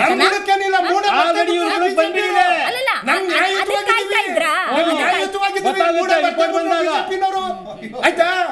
SIT ಫಾರ್ಮ್ ಮಾಡಿದೀವಿ, ಯಾವುದು ವಾಲ್ಮೀಕಿ ವಿಚಾರಕ್ಕೆ. ಯಾವ ಟೀಮ್ ಅಂತ ಮಾಡಿ ಸರ್. ನೋಡಿ, ಇವಾಗ ಸಿದ್ದರಾಮಯ್ಯನವರು ಇಷ್ಟು ಲಿಸ್ಟ್ ತಗೊಂಡ್ಬಂದಿದ್ದೀವಿ, ಇವ್ರನ್ನೆಲ್ಲ ಶಿಕ್ಷೆಗೊಳಪಡಿಸ್ತೀವಿ ಅಂತೆಲ್ಲ ಏನೋ ಹೇಳ್ತಾ ಇದ್ದಾರೆ. ನೋಡಿ, ಈ ರಾಜ್ಯ ಸರ್ಕಾರ ಆಗಿರ್ಬೋದು, ಕೇಂದ್ರ ಸರ್ಕಾರ ಆಗಿರ್ಬೋದು, ಎಲ್ಲ ಪಕ್ಷದ ದೊಡ್ಡ ದೊಡ್ಡ ಲೀಡ್ರುಗಳು ಇವರು ಕೊಡೋ ಸ್ಟೇಟ್ಮೆಂಟ್ಗಳು ಇದು ಎಲೆಕ್ಷನ್ ಟೈಮಲ್ಲಿ ವೋಟ್ ಮಾಡಲಿಕ್ಕೆ ಜನರು ಕಣ್ಣೊರ್ಸೋದಕ್ಕೆ ಅಷ್ಟೇ. ಇವತ್ತಿನ ದಿವಸ ಇವರು ಹೇಳ್ತಿದಾರಲ್ಲ, ಇಷ್ಟು ಜನಕ್ಕೆ ಒಂದು 15 ತಿಂಗಳಿಂದ ಏನು ಮಾಡ್ತಾ ಇದ್ರು, ಇದು ರಾಜ್ಯ ಸರ್ಕಾರದ ಇವರಾಗಲಿ ಎಲ್ಲೋ ಒಂದು ಕಡೆ ವಿಪಕ್ಷಗಳನ್ನ ಹೆದರ್ಸೋ ಒಂದು ತಂತ್ರಗಾರಿಕೆ ಅಷ್ಟೇ ಅಂತ ಅನ್ಸುತ್ತೆ. ಇಲ್ಲಿ ಇದು ಇವ್ರಿಗಷ್ಟೇ ಅಲ್ಲ. ಇವಾಗ ನೋಡಿ, ಈ ಕೇಂದ್ರದಲ್ಲಿ ಮೋದಿಯವರೇ ಇರ್ಬೋದು, ಈ ಹಿಂದೆ ಏನು ಹೇಳಿದ್ರು, ನನ್ನ ಸರ್ಕಾರ ಬಂದಿದ ತಕ್ಷಣ ವಿಪಕ್ಷಗಳವರೆಲ್ಲರೂ ಜೈಲಲ್ಲಿ ನೋಡ್ತಿರೋದ್ರೆ ಎಷ್ಟು ಜನ ಕಾಣಿಸ್ತಾ ಇದೆ, ಓಪನ್ ಆಗಿ ಕಾಣ್ತಾ ಇದೆ. 10 ವರ್ಷದಲ್ಲಿ ಎಷ್ಟು ಜನ ಜೈಲ್ಗೆ ಹಾಕ್ಬಿಟ್ಟಿದ್ದಾರೆ. ವಿಪಕ್ಷಗಳವರೆಲ್ಲ ಜೈಲಲ್ಲಿ ನೋಡ್ತೀವಿ, ಎಲ್ಲ ದರೋಡೆಕೋರ್ರು, ಎಲ್ಲ ಲೂಟಿ ಹೊಡೆದಿರೋರು ಅಂತಂದ್ರು. ಆ ಭಾಳಷ್ಟು ಜನ ಅಂತ ಲೂಟಿಕಾರರನ್ನ ಅವ್ರ ಪಕ್ಷದಲ್ಲಿ ಕರ್ಕೊಂಬಂದು ಅವ್ರು ಏನೋ ವಾಷಿಂಗ್ ಪೌಡರ್ ಹಾಕಿ ಶುದ್ಧ ಮಾಡಿ ಅವರು ಮಂತ್ರಿಗಳು ಮಾಡಿಬಿಟ್ಟಿದ್ದಾರೆ. ಅವರ ಮೇಲೆ ಇದ್ದಿದ್ದ ತನಿಖೆ ಕೇಸುಗಳೆಲ್ಲ ತಣ್ಣಗಾಗ್ಬಿಟ್ಟಿದ್ದಾವೆ. ಆಯ್ತಾ? ಹೀಗಾಗಿ ಈ ಒಂದು ಭ್ರಷ್ಟಾಚಾರದ ವಿರುದ್ಧ ಕಠಿಣವಾದ ಕ್ರಮ ಕೈಗೊಂಡ್ವಿ ಅಂತ ಹೇಳ್ಕೊಳ್ಳೋಂಥ ಒಂದು ನೈತಿಕತೆ ಯಾವ ಪಕ್ಷಕ್ಕೂ ಇಲ್ಲ. ಏನಕ್ಕಂತಂದ್ರೆ ಅಲ್ಲಿ ಕೇಂದ್ರದಲ್ಲಿ ಅವರು ಮಾಡ್ತಾ ಇಲ್ಲ, ಇಲ್ಲಿ ರಾಜ್ಯದಲ್ಲಿ ಇವರು ಮಾಡ್ತಾ ಇಲ್ಲ. ಎಲ್ಲೋ ಒಂದು ಕಡೆ ವಿಪಕ್ಷಗಳಿಗೆ ಇದನ್ನ ನೋಡಿ ತನಿಖೆ ಮಾಡ್ತೀವಿ, ನಿಮ್ಮನ್ನು ಸಿಕ್ಕಾಕಿಸ್ತೀವಿ, ನಿಮ್ಮನ್ನು ಶಿಕ್ಷೆ ಆಗ್ತೀವಿ ಹೆದರ್ಸೋವಂಥ ಒಂದು ನಡೆಯುತ್ತೆ ಹೊರತು ಏನು ಮಾಡಲ್ಲ. ಎಲ್ಲೋ ಒಂದು ಕಡೆ ಇದು ಹೆಂಗಂದ್ರೆ ನಿಮ್ಮನ್ನು ನಾವು ರಕ್ಷಣೆ ಮಾಡ್ತೀವಿ, ನಮ್ಮನ್ನು ನೀವು ರಕ್ಷಣೆ ಮಾಡಿ, ಇದು ಹೀಗೆ ನಡ್ಕೊಂಡು ಹೋಗ್ತಾ ಇರಲಿ ಅಷ್ಟೇ. ಇದು ಹೀಗೆ ನಡ್ಕೊಂಡು ಹೋಗ್ತಾ ಇರುತ್ತೆ. ಜನಕ್ಕೋಸ್ಕರ ಯಾವುದೇ ಒಂದು ಕಾಳಜಿಯಾಗಿ ಕೆಲಸ ಮಾಡ್ತಾ ಇಲ್ಲ.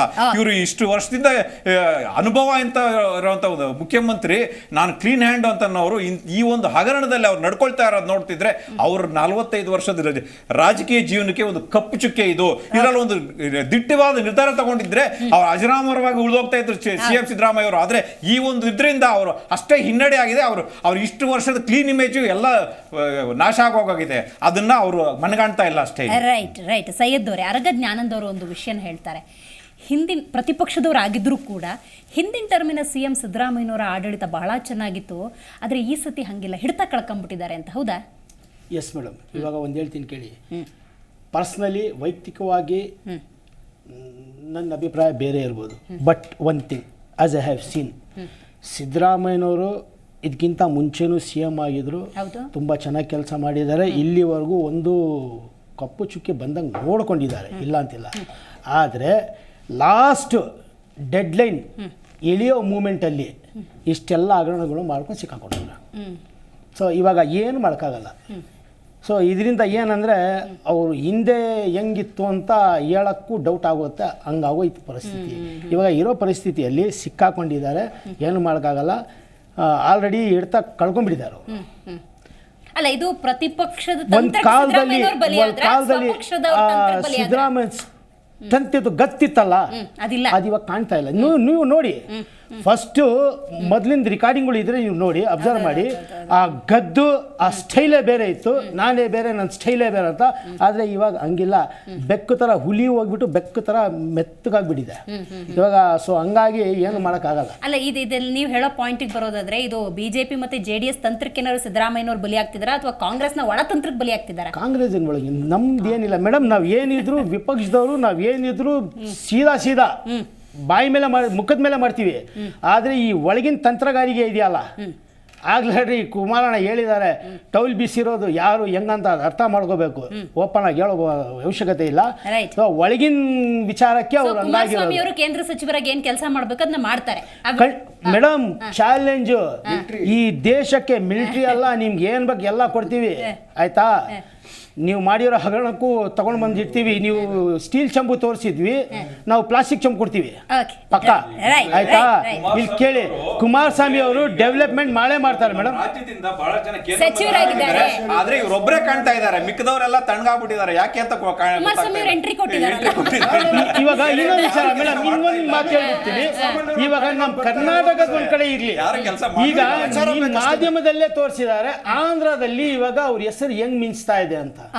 ಸೊ ಅಲ್ಲಿ ಬೇರೆ ಸ್ಟೇಟ್ಸ್ ಅಲ್ಲಿ ಹಂಗಿರುವಾಗ ನಮ್ ಸ್ಟೇಟ್ ಅವರು ನಮ್ಮ ಜನರಿಗೆ ಉಪಯೋಗಿಸ್ಕಾಯ್ತಾರೆ. ಡನ್. ಕಾರ್ಯಕ್ರಮದಲ್ಲಿ ಸೈಯದ್ ಅವರು, ಹಾಗೆಯೇ ಕೇಶವ್ ಕುಮಾರ್ ಅವರು, ದರ್ಶನ್ ಅವರು, ದಿಲೀಪ್ ಅವರು ಭಾಗಿಯಾಗಿದ್ದಕ್ಕಾಗಿ ಧನ್ಯವಾದಗಳು. ನೋಡಿ, ರಾಜ್ಯದಲ್ಲಿ ಬೇಕಾದಷ್ಟು ಜ್ವಲಂತ ಸಮಸ್ಯೆಗಳಿದ್ದಾವೆ. ಅಫ್ಕೋರ್ಸ್ ವಾಲ್ಮೀಕಿ ಇರ್ಬೋದು, ಮೂಡ ಹಗರಣ ಇರ್ಬೋದು, ರಾಮನಗರದ ಹೆಸರು ಬದಲಾವಣೆ, ಇವು ಕೂಡ ದೊಡ್ಡ ಸಮಸ್ಯೆಗಳೇ, ದೊಡ್ಡ ಹಗರಣಗಳೇ, ಅದು ಜನರ ದುಡ್ಡೇ. ಆದರೆ ಪ್ರಿಯಾರಿಟಿ ಅಂತ ಒಂದಷ್ಟು ಇರ್ತವೆ. ಪ್ರಾಣವೇ ಹೋಗ್ತಾ ಇದ್ದ ಸಂದರ್ಭದಲ್ಲಿ ನೀವು ಹಗರಣದ ಬಗ್ಗೆ ಚರ್ಚೆ ಮಾಡ್ತಾ ಕೂತ್ಕೊಳ್ಳೋಕ್ಕಾಗಲ್ಲ. ಅದಕ್ಕೊಂದು ವೇದಿಕೆ ಸಿದ್ಧಪಡಿಸ್ಕೊಂಡು ನ್ಯಾಯ ಒದಗಿಸುವಂಥ ನಿಟ್ಟಿನಲ್ಲಿ ಪ್ರತಿಪಕ್ಷ ಕೂಡ ಹೋರಾಡಿ ನ್ಯಾಯ ಒದಗಿಸಿ. ಆದರೆ ಭಾಳ ಸಮಸ್ಯೆಯಲ್ಲಿದ್ದ ಸಂದರ್ಭದಲ್ಲಿ ನೀವು ರಾಜಕೀಯ ಮಾಡ್ಕೊಳ್ತಾ ಕೂತ್ಕೊಂಡ್ರೆ, ನೀವು ಕೊಟ್ಟಿದ್ದಾರಲ್ಲ ಮ್ಯಾಂಡೇಟ್ ಜನಸಾಮಾನ್ಯರು 135 ಅಂಥೇಳಿ, ಅಥವಾ ಪ್ರತಿಪಕ್ಷದಲ್ಲಿ BJP ಮತ್ತು JDSನಲ್ಲಿ ಕೂರಿಸಿದಾರಲ್ಲ, ಅದಕ್ಕೂ ಅವಮಾನ ಮಾಡಬೇಡಿ ಅಂತ ಹೇಳ್ತಾ ಇವತ್ತಿನ ಕಾರ್ಯಕ್ರಮವನ್ನು ಮುಗಿಸೋಣ. ನೋಡ್ತಾ ಇರಿ ಜೀ ಕನ್ನಡ ನ್ಯೂಸ್, ಸತ್ಯವೇ ಸುದ್ದಿಯ ಜೀವಾಳ.